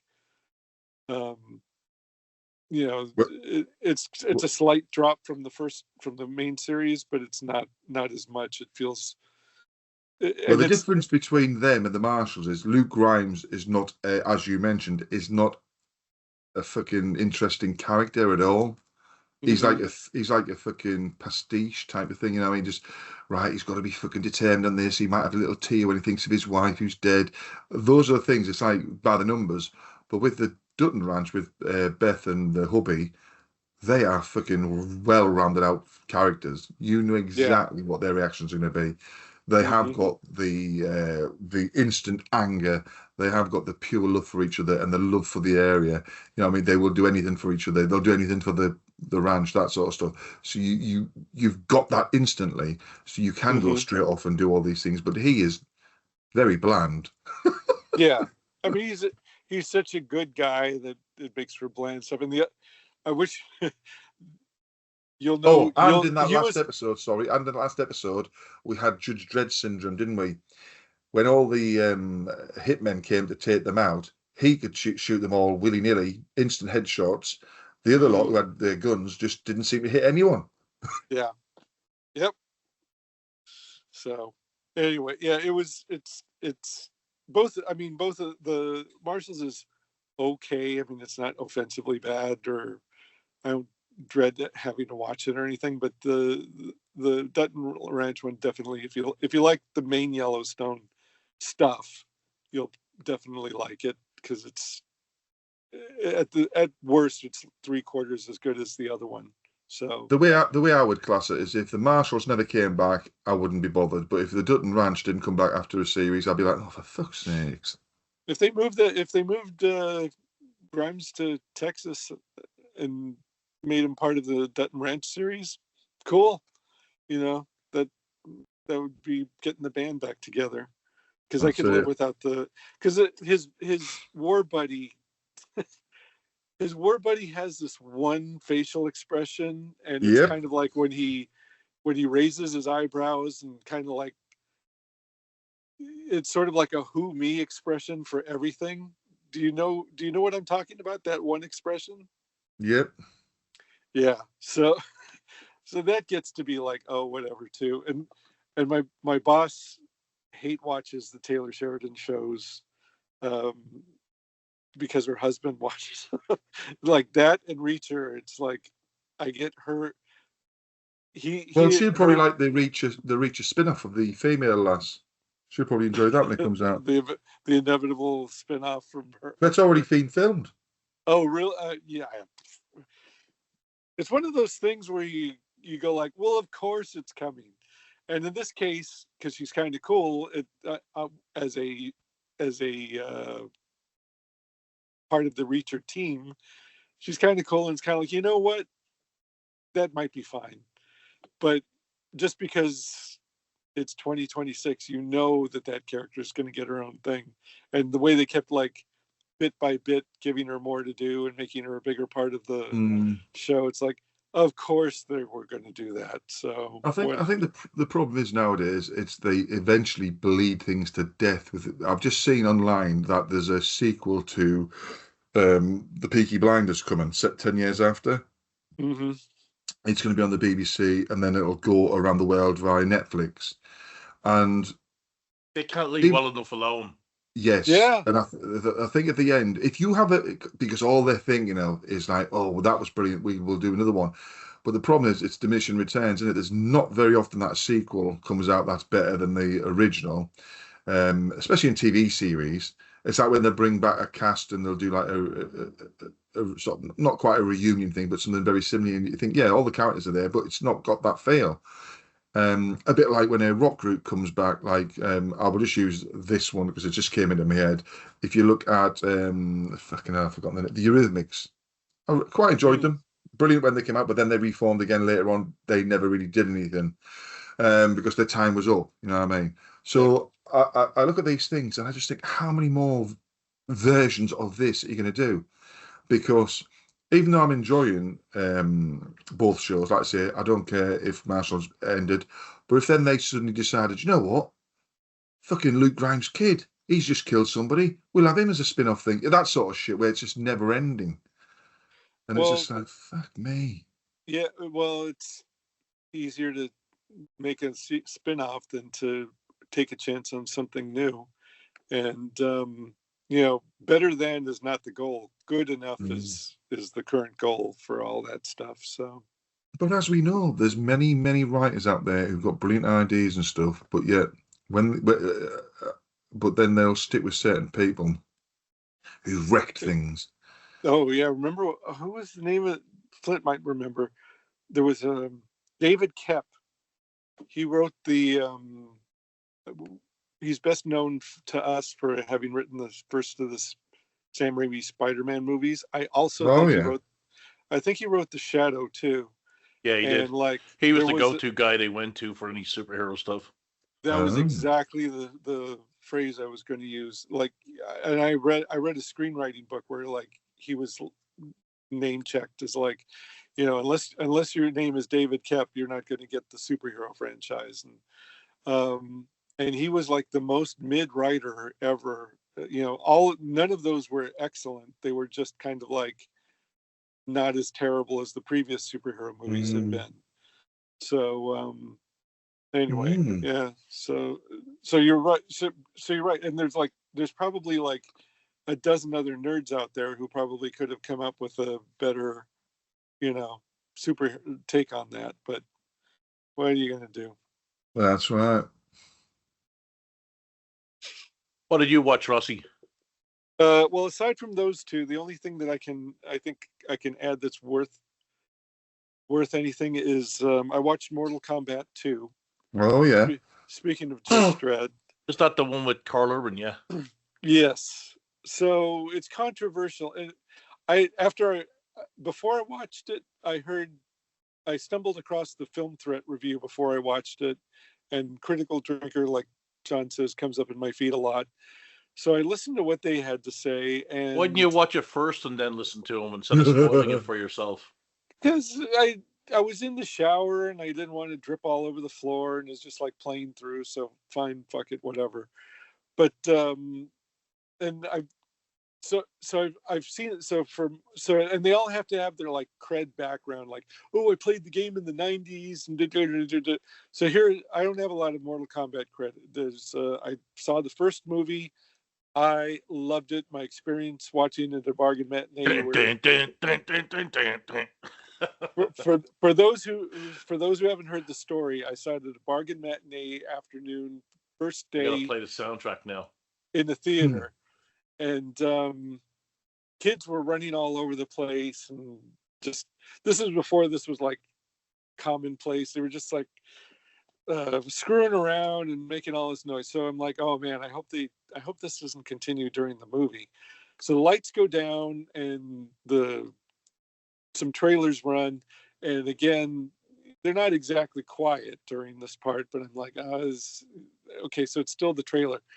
So they're still kind of running around even. And then the voice goes, Mortal Kombat, and dun, dun, dun, dun.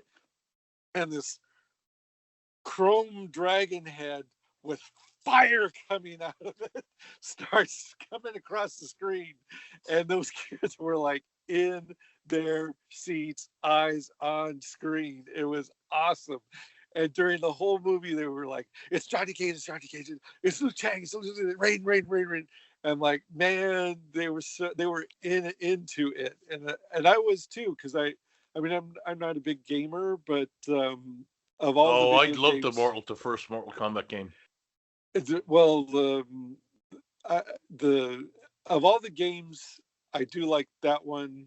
I have enjoyed Street Fighter. I mean, they're beginnings. I'm waiting for pizza at the pizza parlor, and I'll throw some quarters in the machine. So that was one of them. I didn't know the lore behind it, but the way that movie was made for that time, especially since there weren't like a lot of American martial arts movies, I loved it. And when my crazy ex brought her boy over, I was like, hey, have you seen this? And so I put it in. He wanted to rewatch that all over again the second it was over. And I was like, if I hadn't been feeling like shit, I probably would have accommodated him. I loved it. I saw the second one in the theater. Second one was terrible. Yeah, second one's terrible. Not even. Well, they switched out what's his name for Raiden. Was it Raiden they switched out? It wasn't Christopher Lambert anymore. It was the other guy. Oh, Christopher Lambert, man. He's like, mortal men and women fighting to save humanity. I'm like, hell yeah, Christopher Lambert. Yeah, they switched them out. They switched them out in the second one. Loved it. So so that right there, that's a point against it. Even to this day, I mean, the way they did, what was the character's name? Goro. Goro. The stop motion. He's like a mix of stop motion and animatronics. Yeah. Yeah, and you can tell which was which and all that, but I didn't care. I mean, they tried. The weakest link in the first movie was Sonya Blade was supposed to be based on Cynthia Rothrock, and the main girl couldn't fight. She had big boobs, but she couldn't fight very well. Right. So, which I forgive. But Which, right. Yeah, I mean, it's a trade-off, right? So the second one was terrible. And then in there's a TV show with the chick from Terminator 3. She was also the Blood Rain woman. Yeah, and they also did an animated series as well. There was an animated series. There was a comic book. There was a web series, I do believe. And then there was like the reboot movie, which I didn't even bother with. The one on Netflix. Yeah, that was absolute garbage. Yeah, nobody said that was good. So this is part 2 of that. So it's kind of like, well, the trade-off is I have liked some of the Mortal Kombat stuff. Judge Dredd's in it. And Billy Butcher. The reviewers I liked, my trusted reviewers liked it, except Alan Ing did not like it at all. He didn't recommend it. Chris Gore barely recommended it, and Drinker really liked it. Oh, and my Canadian friends who I do the live streams, we didn't talk about it on their thing, but he did a video where he reviewed it. He liked it too.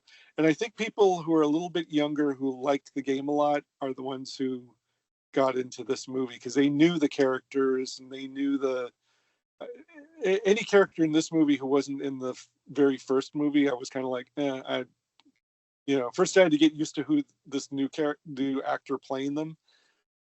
But I tell you what, Rossy, that new Street Fighter movie that's coming out looks absolutely amazing. It does. I'm all in for that. You know what other movie I would consider seeing in the theater? I'm actually going to try to see if I can squeeze it in before my tallywhacker procedure. He-Man. Yes. And I really don't like He-Man. I don't dislike He-Man, but I just don't really. There's nothing about it that, except for the Dolph Lundgren movie, and that was just a good canon fantasy movie for the time. I heard they couldn't put Orko in there because they didn't have the rights to it. No, Orko's great. No, Orko's awesome. Okay. You like that dragon from the Flash Gordon cartoon? No, he's annoying. Orko wasn't that bad. Orko wasn't that bad. You like how the Filmation Batman cartoon was like, oh, we caught the Joker in 2 minutes, and now Bat might let him go, so we're going to spend 20 I never really cared. I'm doing all the stuff that Batman did. I never really cared for that Batman animated series. Yeah, well, I liked it because it was Batman. That's it. Wasn't Adam West doing the voice as well? And Burt Ward, yeah. Whenever they could get a guy from the TV show, they did. No, I love the Star Trek series. The animated series. That won a ton of awards. That won a daytime Emmy. That one they brought in like all the old timey sci-fi writers who. Yeah, DC Fontana was the main person. Mm-hmm. She was fantastic, and they had all the main actors except for Sulu and Chekhov. No, I think Sulu was. Yeah, they replaced him with 2 aliens, which is pretty cool. Yeah. Oh, wow! It just erased the Asian, huh? So and the Russian. There's nuclear vessel. Well, weren't they the two that kind of like hated Star Trek by that point too? Well, they hated Shatner too. Yeah. So, and well, I mean, if you want to really get into the weeds, the Planet of the Apes one is pretty legit as well. But the Planet of the Apes is I have it on Blu-ray. Yeah, it's more in common with the book than it does with the movies. It kind of mixes both in there. So going back to the generational difference between Gen X and the millennials. So we had two post-apocalyptic TV shows, animated shows for children, Thundar the Barbarian and Planet of the Apes, that take place after humanity's all but wiped itself out after a nuclear war or a natural disaster. And all the themes from the Planet of the Apes movies that made it like PG are in there as lightly, just enough that they don't get censored. Now, granted, these shows weren't popular enough to carry them through Well, the Planet of the Apes was kind of unique because it was all animated in the United States, and it was still animation is there's limited animation and there's limited animation. The animation on the Planet of the Apes series is so limited. But they did some cool stuff, like they had the apes actually living in a city where they had courtrooms and everything else, and they drove vehicles and jeeps, and so that was a bit from the book, bits from the book in there. So it's kind of cool. Although the guy who did the general's voice is Fred Flintstone. Oh God. Yeah, but it's awesome. It's pretty good. It's a pretty good series, and like I'm looking at it now, going, you could actually make that today and do it better, like on your own in your office with just some software. Well, I mean, I don't know if we talked about it here, but there was that Filmation Flash Gordon that the guy took shot by shot by shot from the pilot movie, and with AI made him look. Yeah, it looks. You know what? It looks fantastic. It looks like when they start doing 3D cartoon, like animated shows back in the early 2000s or whatever. That's what it looks like, but that's how the movement is. But the look of the AI is actually really good. Just that it's so limited and that there's no weight to the way the characters move, and the expressions are kind of off in areas. But I mean, if that's what they're doing now, can you imagine what's going to happen in 6 to 10 months? I'm going to assume that was one guy who did 20 solid minutes of that. Oh yeah, and kept it shot for shot so faithfully. And they're fairly consistent in the faces. Yeah, I mean it's close. I mean, I distinctly remembered the shots that Filmation recycled over and over again. That was them looking pretty close to photorealistic, and it was so close that he was able to sync up the mouth with the dialogue. Dialogue and soundtrack from the cartoon. They couldn't sync. I mean, even the lip syncing they couldn't do 6 months ago. Now it's there. It's getting better. And what's funny is, talking about the animated series, we're off on a tangent a bit. I fucking hated the second series of that Filmation Flash Gordon because of well, not only because of the dragon, it's because they got really lazy. There's a part where they're having a banquet and Zarkov was there talking to Flash, blah blah blah, and then, or no, Zarkov is there waiting for Flash to show up, something like that, and he's talking to Prince Baron, right? Then it cuts to an underground scene where Flash and Dale are being chased by a creature. They're trying to get back to the forest or whatever, and they weren't watching what they were doing because Zarkov shows up in one of the scenes of them running, and he's running with them. And I'm like, how the hell did he get there? He's supposed to be back at the banquet. So it's like they didn't check the scene and just stuck it in there, and Zarkov wasn't supposed to be there. So they just got really, the production values kind of went downhill in the second season. Yeah, they would recycle shots like too much. They recycled too much in the second, 3 or 4 times in the same 10-minute episode. Yeah, so. Yeah, they did too much of that in the second series. Anyways, where were we? Oh, so the Mortal Kombat movie. So yes. So real fast, there were things that were clever that I really liked. I think a lot of the Carl Urban stuff felt some of it was clever, a lot of it felt forced. They tried to do like sort of like hero's journey for him that didn't completely work. He's also old. He looks very old. I mean, he looks older than. I mean, basically he's like a washed up Van Damme type character, but he looks too old to be doing that. And also the difference between him and his stunt double is pretty obvious.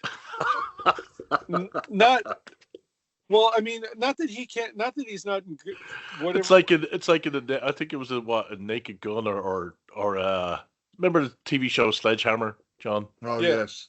It's like this woman escapes on a motorbike, and then they cut, and it's a white woman, skinny white woman with blonde hair, and she gets on a motorbike to escape from Sledgehammer, and then they cut to the scene of her doing a jump over a bridge, and of course her stunt double's a black guy with a black wig, and a completely different dress, just to make the point of like the stunt double's completely different. Well, again, like so, to just to our weekly mention of Cynthia Rothrock, I was watching the YouTube channel I watched. She's making a sequel, Rossy. Well, I'm the one who sent you the notification that they sent me, and I was like, well, good luck with that. I'm out. Make a sequel. Well, good for her that it was successful enough that she'd make another one. I hope the other one, honestly, I hope the other one's successful too. But the So Bad It's Good YouTube show that I watch, they were talking about, like, you know, there's Cynthia Rothrock and then there's Dude in a Wig. And usually it's like the actual fighting part is almost always her, and then people going through plate glass or doing like huge flips or whatever. Dude in a Wig. But the thing is, like, I've been watching those movies on VHS since they came out in the 80s and 90s, and it was much more difficult to tell because of the shitty resolution. And that's why I think sometimes the Blu-ray and certainly the 4K ruins it. Yeah, doesn't help the older, especially like movies that dependent on sort of like old-timey magic tricks to deception to carry across. So with this movie, it's not that it's obvious. You just know that has to be the stunt double because of the way it's shot. You don't see his face. They shoot it from the top.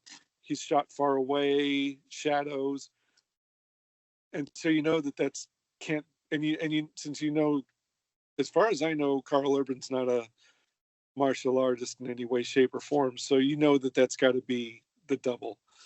And that's true of some of the other characters and actors. And then this isn't a complaint. Like, you know, I got a collection of movies that I watched with Big Gay Ron we called them the Explosion Woman movies, and it wasn't just Cynthia Rothrock. Of course they are. It was like all the female-led action movies, the movies with Mimi Lazeos and Long Kiss Goodnight was one everybody would know, and trying to think of what else is in that. Some of them are really obscure, but pretty much the female-led action movies, you know, the Roger Corman movies where it's badass chick type stuff. I love those, so I had no problem with those then, but now the way that they're doing it in the current year is like, oh yeah, sure. So the movie is being marketed as Carl Urban, but people are saying in reviews that there's a bait and switch. It kind of, because it's really Katana's story. And the girl who plays Katana's fine. The other girl, I think the character's name is Jade, the bald black chick who looks like she's one of the Wakanda bodyguards. She's fine. It's all fine. But there's the martial arts. They're not spectacular. They and their bodyguard, their stunt doubles, are not spectacular martial artists, and it's just okay. So there was, I was kind of bored with it halfway through. Even the music, like in the Mortal Kombat movie, they start off the fucking movie with the Mortal Kombat music, and that got you in the seat and got you going. This one, there's like this choral, big chords, symphonic, and they get up their ass with the fantasy stuff where it's like they're treating it like it's dead. It's not even like so dead serious it becomes funny.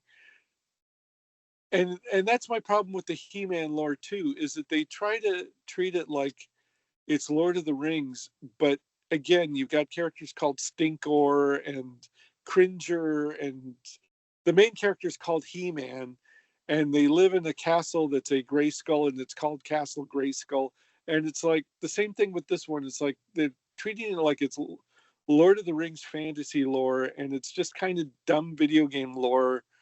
And you know, they try to have fun with it. Like, it's like, oh, well, here comes Johnny Cage. And there's the guy who plays Kano, the soulless, ginger guy with the laser eye.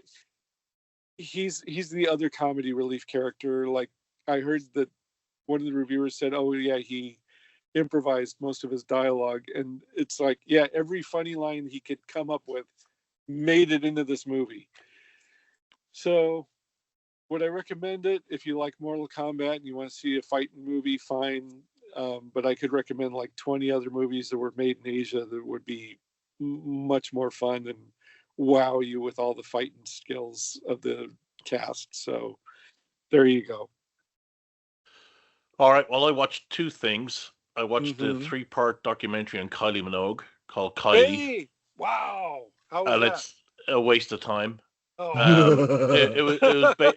It was basically done. So she has her Netflix concert coming up live. So they Oh. did this, Mm-hmm. and it was okay. If you didn't know who she was, it's a good introduction to American audiences because she didn't really make it big over here. She had one big hit over here, and that was it. Mm-hmm. But you can see how she started off the girl next door kind of thing, and Stockake and Waterman got a hold of her, did this pop factory thing, and then she wanted to break away from that, but she went really extreme, so she started doing Madonna kind of stuff, and that Yeah. shocked her fans too much. Then she dialed it back.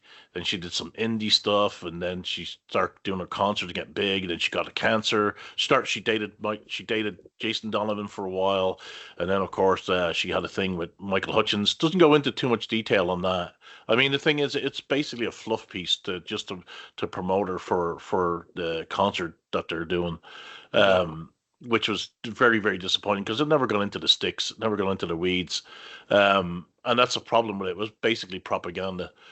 Mm. It goes to her first bout of cancer, and then she had the second bout of cancer, and how she came back and everything else. But it's yeah, I don't recommend it. Um, Mm. yeah, just hey, I got a show coming out. I better do a 3-part documentary to really boost my profile. Okay. So after Um, spending all 3 parts with her, do you feel like she's the devil you know?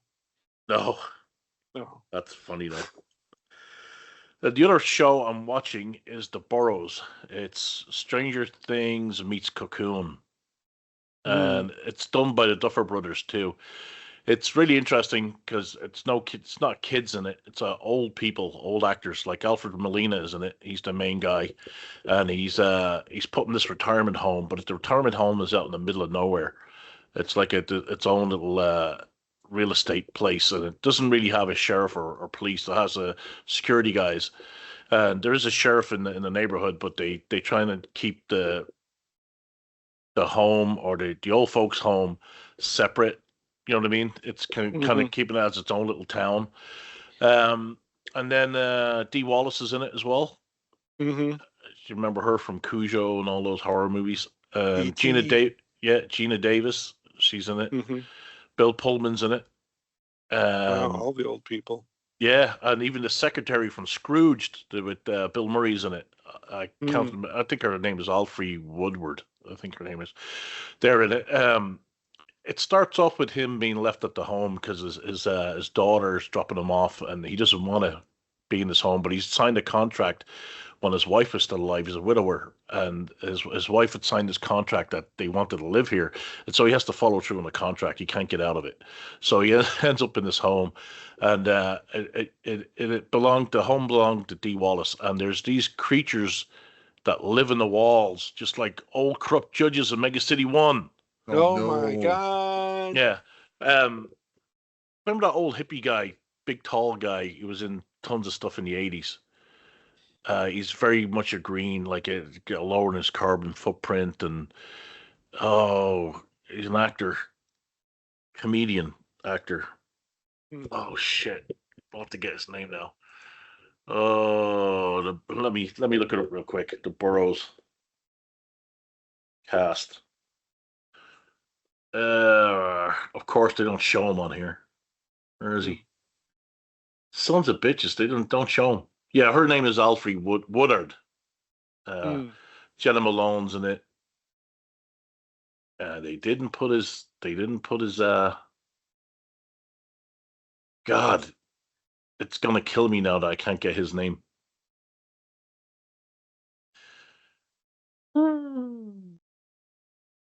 Anyhow,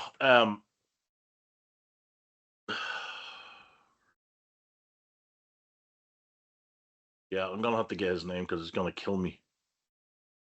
Ed, is it Ed? Ed Begley Jr. Oh, Yeah, he was Dee on like Wallace is married to Ed Begley Jr. and he's got He was dementia. in But St. Elsewhere, wasn't he yeah, was on like ER, one of those medical St. he? I've Elsewhere just or said something it. like St. that. Elsewhere, you bloody deaf twat. Well, I can't understand you half the time, so. wasn't he in Young Sheldon as well, John? Yes, he was one of the professors who competed against the short professor. Oh yeah, inconceivable, that guy. Yeah. He plays Dee Wallace's husband, and he's got dementia, so he's in a special facility inside the old folks' home.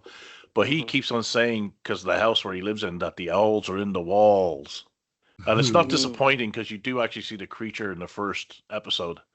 But it's really good, very entertaining. I've already predicted what the ending's going to be. Told Marnie. I won't tell you guys until I watch it all and say, "Yep, that's exactly what I predicted," or "No, that's not what I." But they've set up things in the show that you know are going to come back in later. For example, Alfredo Molina, his son-in-law, they all have these golf carts that you drive around and get place to place. But his son-in-law got him a really souped-up one with flames on the side and go over 35 miles per hour. Now, there's only one reason they mentioned that, so it must come into play later in the show, in the series, that his is able to outrun everybody else's golf cart, right? So there's that. There's one guy, one of the actors in it has a rare form of cancer, and I'm predicting that he's going to be cured of it, or something's going to happen because of something happens in the show. Because there's things that pop up in it, like for example, Gina Davis runs this little shop area, like arts and crafts place, and some of the materials go missing, and the materials don't cost much, but it's the type of material, they're like little quartz things that go missing, and then other people had things go missing too that are quartz as well. So I think the owls are the creatures that live in it are taking the quartz. It's very, very interesting. On it, the first one ends in such a cliffhanger that I had to watch the second season, the second season, the second episode straight after. But all the episodes are up there. It's all on Netflix, and I'm really enjoying it. But it's the Duffer Brothers, so I expect them to have a bit of a tits up ending like the way Stranger Things did. Or I don't even know if they're going to do. I don't even know if they're going to do a second season or third season, or whatever. I don't know if they're going to do it, or this is a once-off thing with just 8 episodes. But it's really, really interesting. Alfred Molina is really good. Bill Pullman is excellent. Dee Wallace is great. All the golden oldies. It's like Golden Girls with horror attached. It's fun stuff. I recommend it. So that's all that I watched. Okay. I still have to watch your RRR movie, Rossy. I have it teed up. I got to watch in the opening part where they just have the studios names, and then I turned it off and said, I'll get back to it. Okay. Yeah. Well, do commit to it. So I'm going to say that that's not my favorite Bollywood movie, but I think that's the best gateway to modern Indian movies. So there you go. Right. So you guys want to talk about 2008, or do you want to talk about the annuals, John, or do you want to just go straight into the Prog? Well, we'll do the annuals quickly because that won't take long. Okay, because I do have to leave in ideally 15 minutes, but I could go. Oh, we'll go with it. We'll go with the Prog then. Let's drog.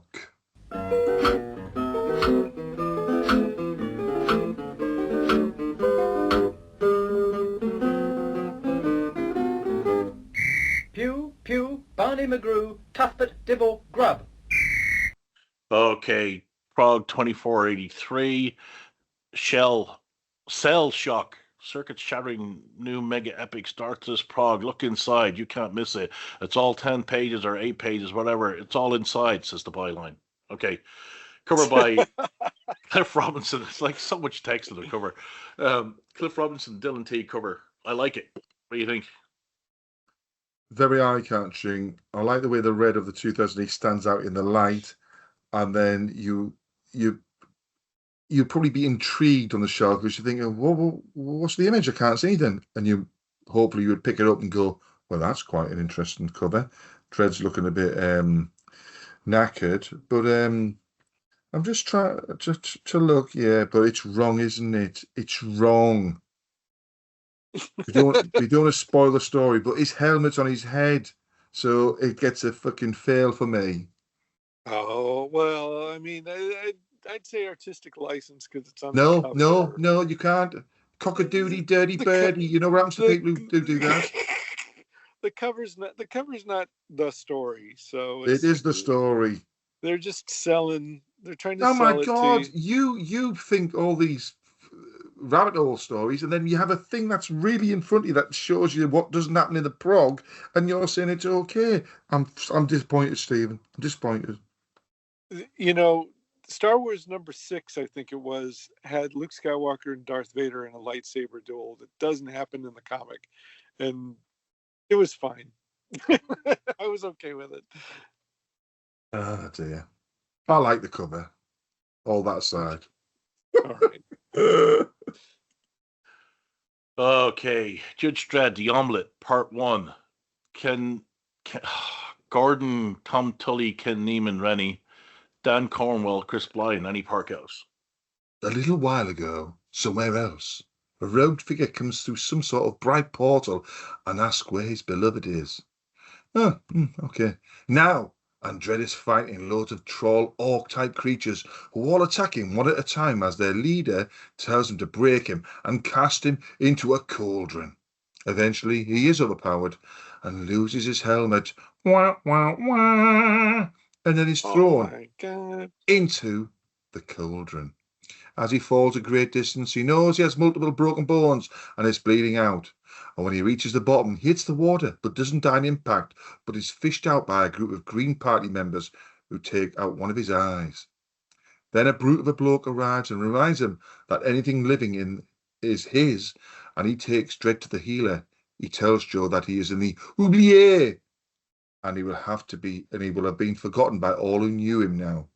Meanwhile, in Mega City 1, the big black dildo tower with its mighty glands thrusting skyward has suddenly appeared and killed tens of thousands instantly from its shockwave. At the same time, Side Division is seemingly wiped out, and a bearded bloke sitting on his bed phones Justice Department and uses priority code Fargo to ask for Dredd.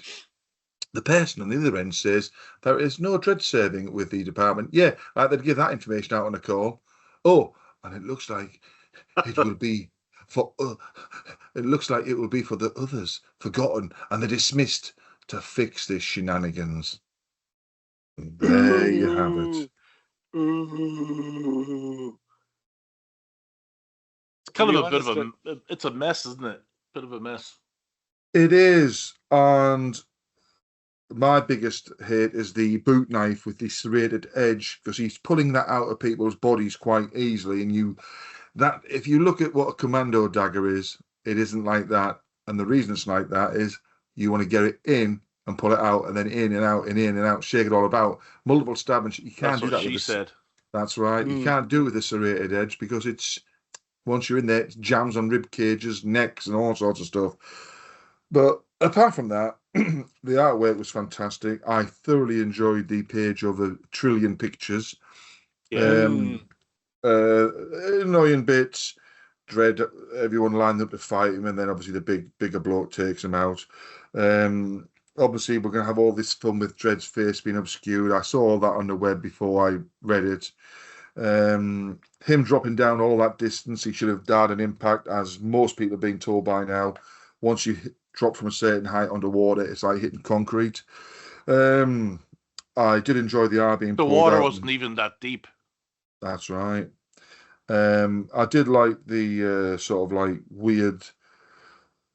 I'm trying to think what sort of helmet he sort of cut. It's sort of like a I don't know, samurai Nazi type helmet. Bloke pops out and comes up, and he's got like a sort of a judge design of clothes of his place, with the skull on his shoulder and all that sort of stuff. Then we get massive looks at Dredd's face in this, which is a bit strange. And then we get, like I say, the big dildo with the glands pointing skywards and all the Side Division getting blown out. Now, are all those Side Division, is that the whole of Side Division? Or is that the ones who are in that area? Well, you mean they killed Anderson? Well, that's what I'm thinking, and everybody, you know what I mean? And then you get the bloke at the end who, at first I thought, is he going to be like one of the Dredd clones, like Dolan or something like that? He is Dredd from a parallel universe. Is it supposed to be him? Yeah. Yeah. But then again, you get the call, don't you? Justice Department wouldn't tell you that information. You know what I mean? Can you tell Well, me a such and such is there?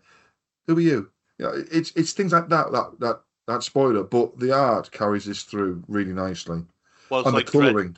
Yeah, it's like Dredd didn't exist, Yes. but your Yeah, rival but of the the thing is, Citadel.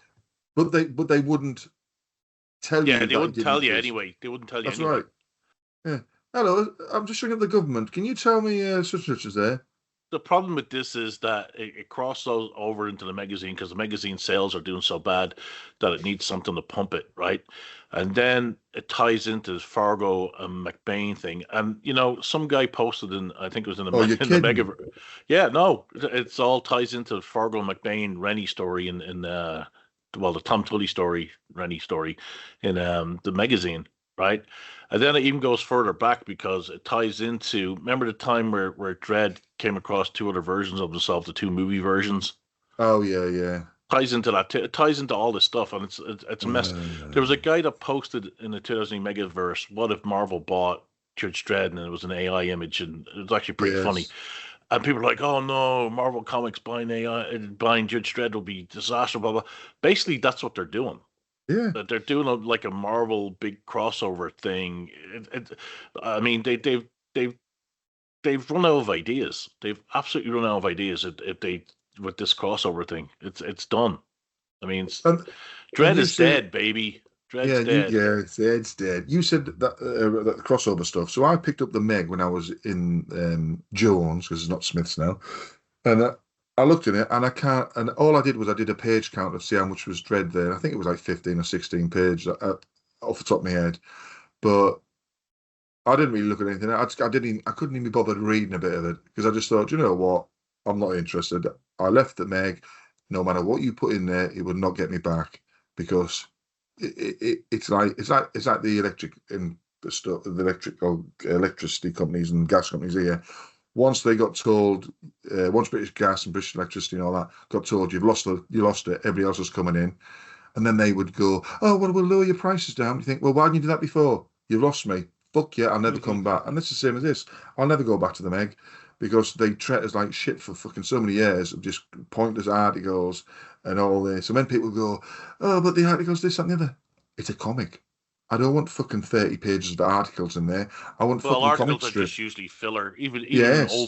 even in old school DC comics and Marvel comics, the only reason they had text stories in there is as filler number one and number two, so they can get past the postal service, a certain Oh, category of the nice. postal service. Yeah, to mark it as a magazine instead of as a comic book. Right. Yeah. Yeah. But like I said, the art was excellent. No, the art's Uh, incredible. I'm intrigued, but I'm not as intrigued as I should be. It's just because I'm in the back of my head. All I've got is, oh, is it going to be revealing the Meg?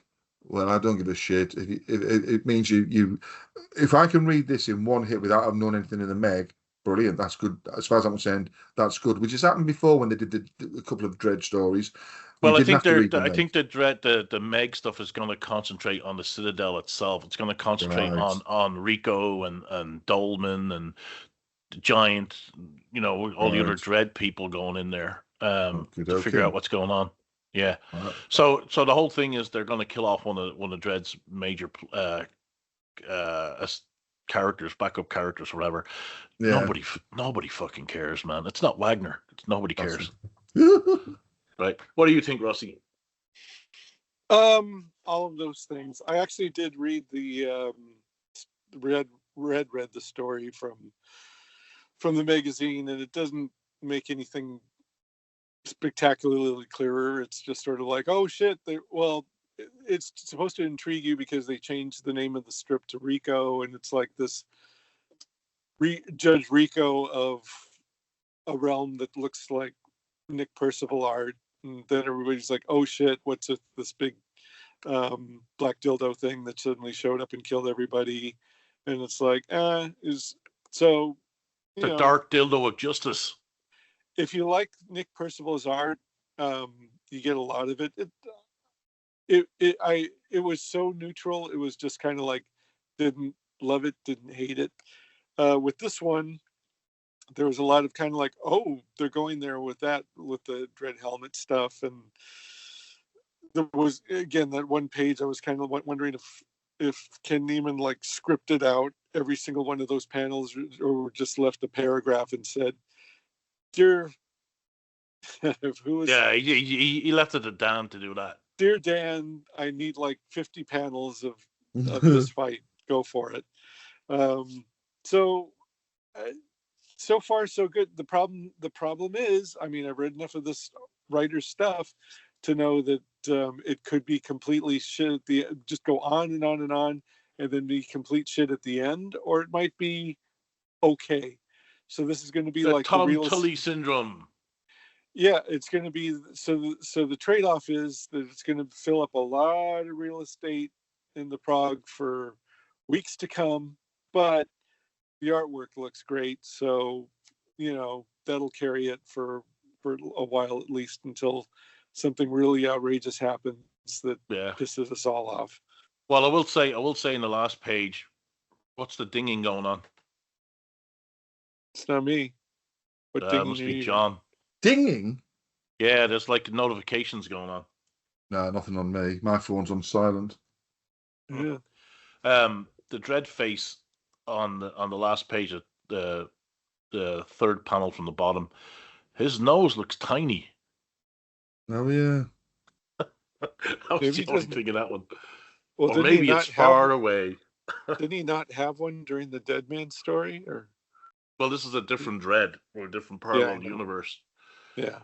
All right, Rossy, Brink, Call of the Void, Part 12. It's probably the best Part 12 you've read of Brink. That's exactly right. I don't even have to summarize it. So Castaneda and Bridget and this redhead chick, who I forgot who she is they're all going out for dinner, and they invite the comedy relief bodyguard to go with them, but he's going to stand guard. The guy who's been trying to pretend to be interested in Castaneda, he's calls in the strike team to kill them all. They go through this elaborate plan. They have it timed down to the minute. They figure out how long the dinner's going to take. The Castaneda is all happy with her robotic appendage replacement. And then at the last minute, the dinner gets canceled and all the girls bolt. Why? Because there's been a death on the spaceship that Bridget's friend Gita's on, going off into the void. And that's where they've been seeing ghosts too. Yep. Just pottering along. It's a good chapter 12. You know what? I didn't go like, oh shit, but the cliffhanger, it was a little oh shit. It was like, oh shit. So, not bad for a chapter 12. So, artwork is great. Everything's going along.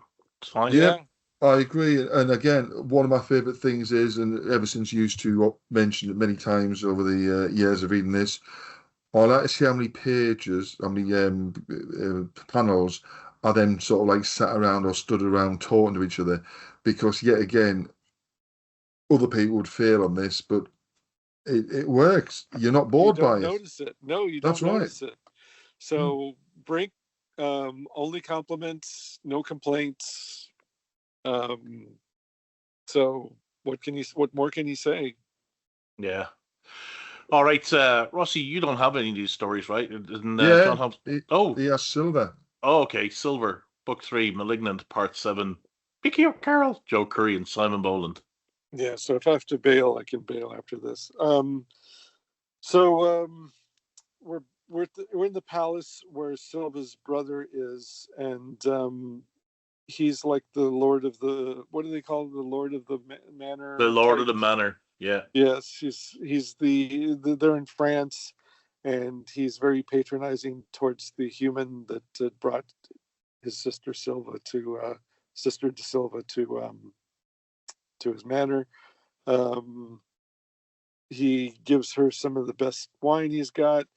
They have a kind of edgy discussion about how he's working for the aliens and not really with them, but he's kind of like, well, I did what I had to do, and he's very good at justifying what he does.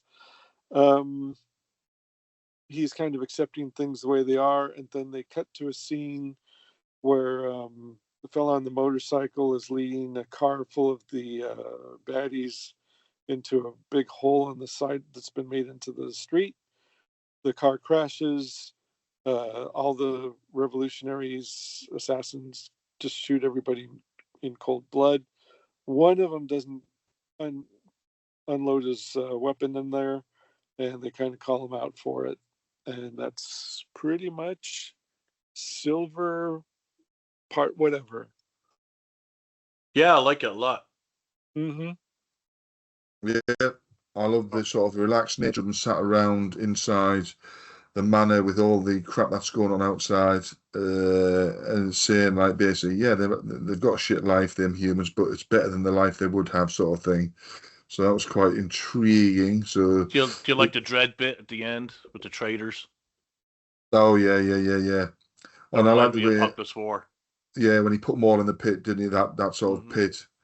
But yeah, I like that whole action sequence where he goes on the bike and does all that, and then yeah, the nice blood sort of effect. So it's not too overly graphic on the blood coming up, sort of a bit cartoony, which is quite nicely done because it's a comic. But yeah, thoroughly enjoying it. I like that it's a slow. It's kind of like it slows down a bit just to give you an info dump, to fill in some stuff, and then it goes straight back into the action. Yeah. Mm-hmm. Yeah, it's great stuff. All right, Helium, Red October Part 8. I actually love this set. This is my favorite out of the whole prog. Ian Edgerton, Disraeli, and Annie Parkhouse. Lord Francis complains that this is his last face and still threatens Hodge until Solace rips his arms off. He then smashes his head in and points out that his brain is in his chest so they can still use him. He connects up with him and sees everything, and the place is like a Democrat-run city, rotten to the core. He says that I don't even get taught to say these things, it just comes naturally.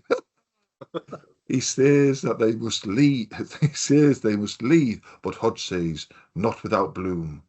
Bloom, meanwhile, is in the kitchens being prepared as the main course. I absolutely love this. I love when he said when he said to him, hand me, you brute, and he rips off his hands. I laughed at that. That was great. Oh boy, yeah.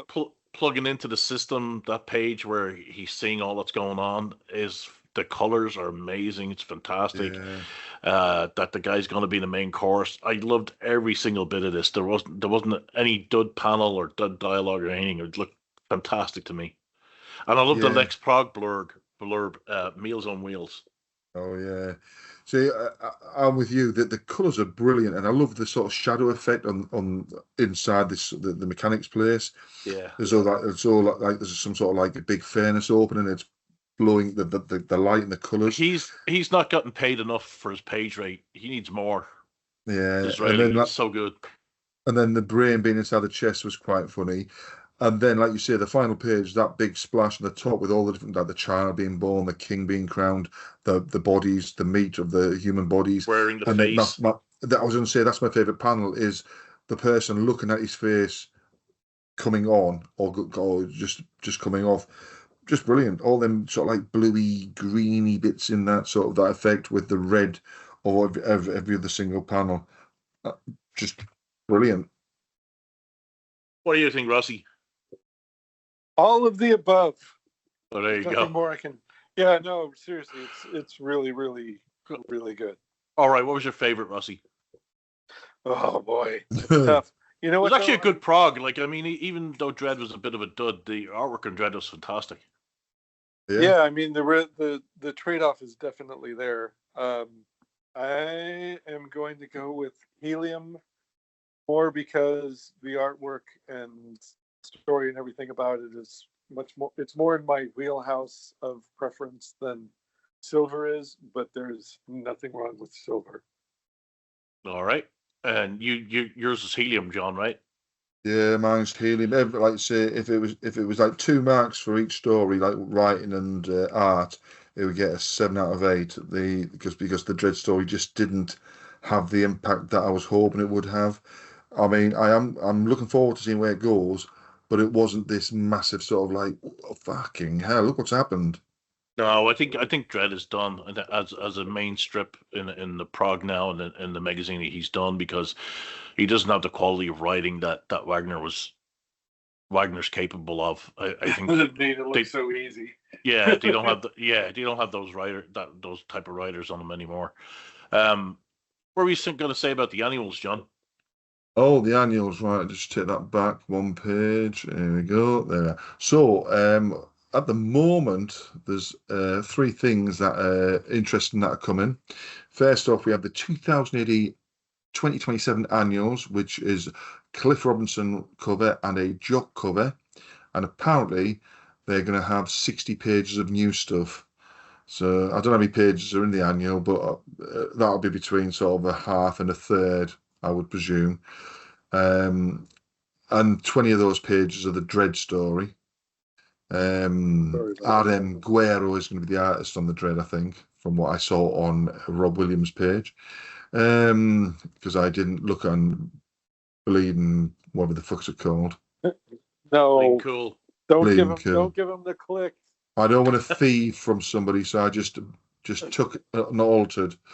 So that looks interesting. It'll choke your computer with fucking pop-up ads too. Yeah, and we looked at the Cliff Robinson cover, and we looked at a different cover where there's lots of characters, and it just shows how clever Cliff is to put the amount of characters he did onto his cover of the annual, and it looks uncluttered. Everyone has their place. Very nicely done. So that's quite nice. I mean, I don't know which one I'll go for.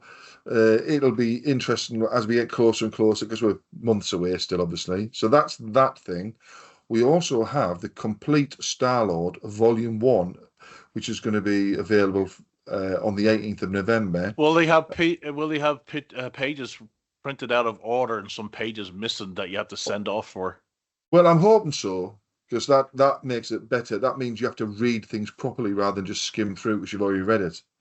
Well, so, that means consistency is king. That's right. So there's a web shop exclusive with a slipcase for the Star-Lord, which is $64.99. Oh, jeez. And the standard edition, $54.99, which collects issues 1 to 12 plus the summer special, and it's in total 448 pages. That's a lot of money. $64.99 and $54.99 for that. So there's that. And we also have, I mean, this is just amazing. As soon as I saw it, I thought Flint's going to love this. He'll be there in the line straight away. Zenith is coming in full colour. Woo! Now, it's like the Turner Classic. It's like those Turner Classic movies when he'd recolor them. Yeah. It was designed to be black and white, but because they want to hit the American market, they have to color it. Or it's when you watch like a Victorian bit of footage from like where there's trams and stuff and horses going down the street, and it's slightly out of sync with the speed sort of thing, and then they recolor that, and it's not quite perfect. Right. And you're like, yeah, leave it in black and white because that's what it was. Well, there is the phase 3 of that book is difficult because it's hard to make out some of the stuff that Steve Yowell did in it to read it storytelling wise. It's kind of all over the place. So it'll be interesting to see what they do with it. And also it features a lot of old IPC Fleetway characters that were superheroes, like the Amazing Trio was the name of the one from Jackpot, whatever. So they're gonna have to go in. Whoever the colorist is gonna have to go in and find those characters and make sure the colors match. And I guarantee you that colorist won't do that. Yeah, and also I don't know the price of the Zenith, and I don't know the price of the 2000AD annuals because people were asking. Now they're not as expensive as last year. I think it was either 25, 30, depending on if you went for the web shop exclusive, which was the Cliff Robinson. I think this one. But the problem I have with their annuals is it's full of fucking reprint. And in today's climate, you can't have you can't justify having reprint in there.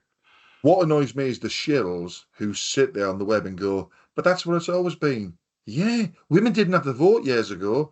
You know, and fucking because you didn't have massive reprints of 2000 stuff back then. That's why they were reprinted in there. Yeah, I mean, if you were a kid, and especially when the before the Titan books came out. When you were a kid and you didn't happen to have those Progs and you didn't happen to be near a comic shop where you could buy them, you know, it was kind of like, oh, well, that's handy. They didn't have comic shops back then. The annual. But in those days, the annual was a thing your parents got you to go, I've got them an annual. Yeah, they'd move from the Beano and Dandy and they'd move up to the 2000AD action, things like that. And they didn't spend $20-$30 on it either. No, Counting for well, I'm going to tell you something which I saw earlier on one of the groups. A young lady was selling the complete collection of the Dredd Megaverse books, all 90 of them. And she was also selling the complete 2000 AD, which had 200 in that, so that was £2,000 and Jet stuff, right? Yeah, and £900 for the Dredd. Yeah, and as Flint said, it was the Hachette collections, and she saw them pending. They've got to be collected because obviously that's a fucking lot of weight, and it was £250 each. So from £2,000 to £250. And from £900 to £250, she's selling them. Now, I remember Dale telling me laughingly, he said, I'm not buying it because I know people will end up selling it for a pittance.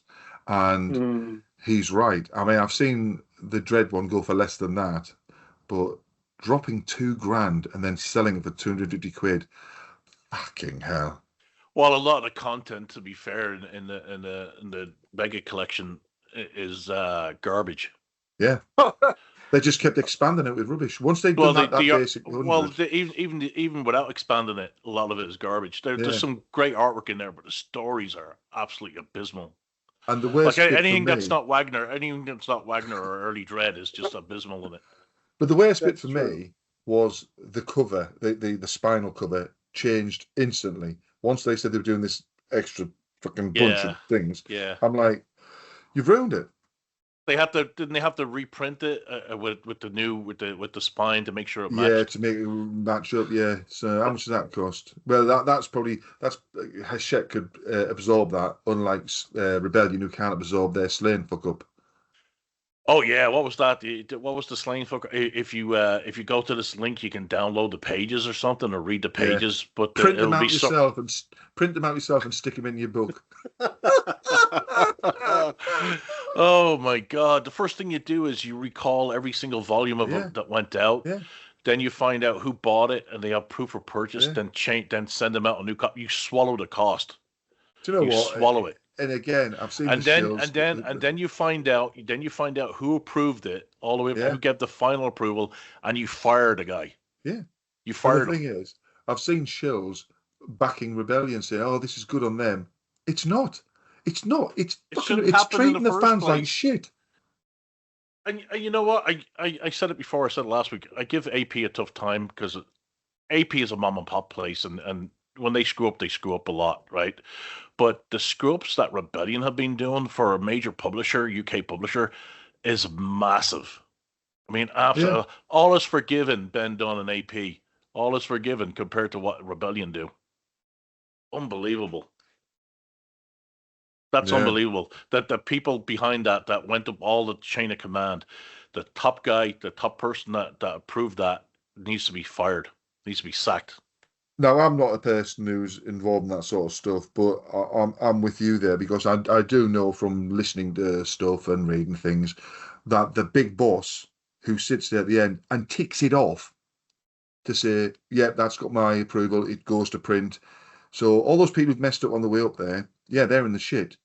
But if he's not actually looking through it himself to check and then going, well, hang on, what's this here? Well, he's not doing his job. He's the person who gets paid the most out of all them. Yep. So as far as I'm concerned, get rid of him as well. Yeah, he should be sacked or demoted. Yeah. I'm sorry. I was laughing when you apologized to AP because I was pissing and I didn't want everybody to have to hear that. And I'm now leaving the house, so it's just gonna say goodbye. He's leaving the house. Hey, Rossy, you still got your phone on you, don't you? Yeah, it hasn't. That problem I was having before just fixed itself, apparently. But well, you can keep on talking while you make your way down to the bus. That's right. Yeah, you get to hear. And as you go past people, say hello, and we'll hear them do their hellos back to you in all their different weird accents. No, or or they'll kill me. Yes. Yeah, he'll put on his Asian accent as he's walking down the street. Oh, he'll do accents for every type of person, won't he? Yeah, Mhm. to blend in. Yeah. Hello, Please don't kill me. Hey, ese. ¿Cómo está? That's not your neighborhood, Rossy. It's a teen. If I go by the liquor store, it will be. Ah, dear. That liquor store was like Santa's fucking cave. It was full of stuff, or Aladdin's cave. Yeah. Well, I will say back to the animals that the Cliff Robinson cover looks the best. Oh yeah, it looks brilliant. I do like the jock, but the Cliff Robinson is like, it's a classic design. Liquor store. Iconic. Oh, that liquor store. No. That's not the gnarly liquor store that's near me. Yeah, but it's up near your place, isn't it? You're going to go past it on Route 66 because that's what your shop is on. Oh, no. Yeah, you're thinking of the place that's next to my store. Yeah, but you're going to go past it, aren't you? I'm walking by another liquor store that's near my house. Yes. Always got some gnarly. Oh no, they got him. The signal has dropped out because they know he's outside. Oh, I'll give you the blow by blow. Guess where I am now. You're at the fucking food truck. John. Nope. No, the food truck's long since gone. Actually, what was yesterday? Was it Monday? They don't come by on Mondays. Right. No, I'm walking through. So of course there's some kind of traffic thing because I'm walking through the parking lot of the Asian market. Oh yeah. Are you watching the rooftops of the guns? Chinese people, not Koreans. They're all the same to John. That's right. That's right. I'll include the Pacific Islanders in that. I'll have you know that we are approaching the. Well, breaking up. He's going. We'll stop as soon as I leave the parking lot. This is actually a shortcut for me. So this is the. Oh, you know what? I could have taken the longer route. Had a bench. No, where are you going to now, Rossy? You're not going to work. Where are you going to? You're going to get your. He's off to a massage parlor. No, I'm off to work. Oh, yeah, okay. Yeah. Thought you were going in for a doctor's appointment. No, today's new release day. I have to go to work tomorrow. Tomorrow I have to go in early because we have a meeting, and then they're having a mixer for people who are going to that book trade show thing on Thursday. Then Thursday I have to go in early for the book trade show. So what time are you getting into work today? Because it's 8:51 now, isn't it? Yes, I will be catching the bus shortly after 9 a.m. my time, I hope. And I'll get there around 10. It says here, 17 degrees where you are. Yeah, right? Kind of nice. Yeah. I can't tell. We had some fires though, so I can't tell what's smoke and what's the fog. So more fires? It's 27 over here in Arizona, John. Yeah, I saw that. It's 27 at 8:51. It's 34 in London. But obviously, you're at 8:51. 27's mad. All right, I'll stop recording. all right. Oh dear.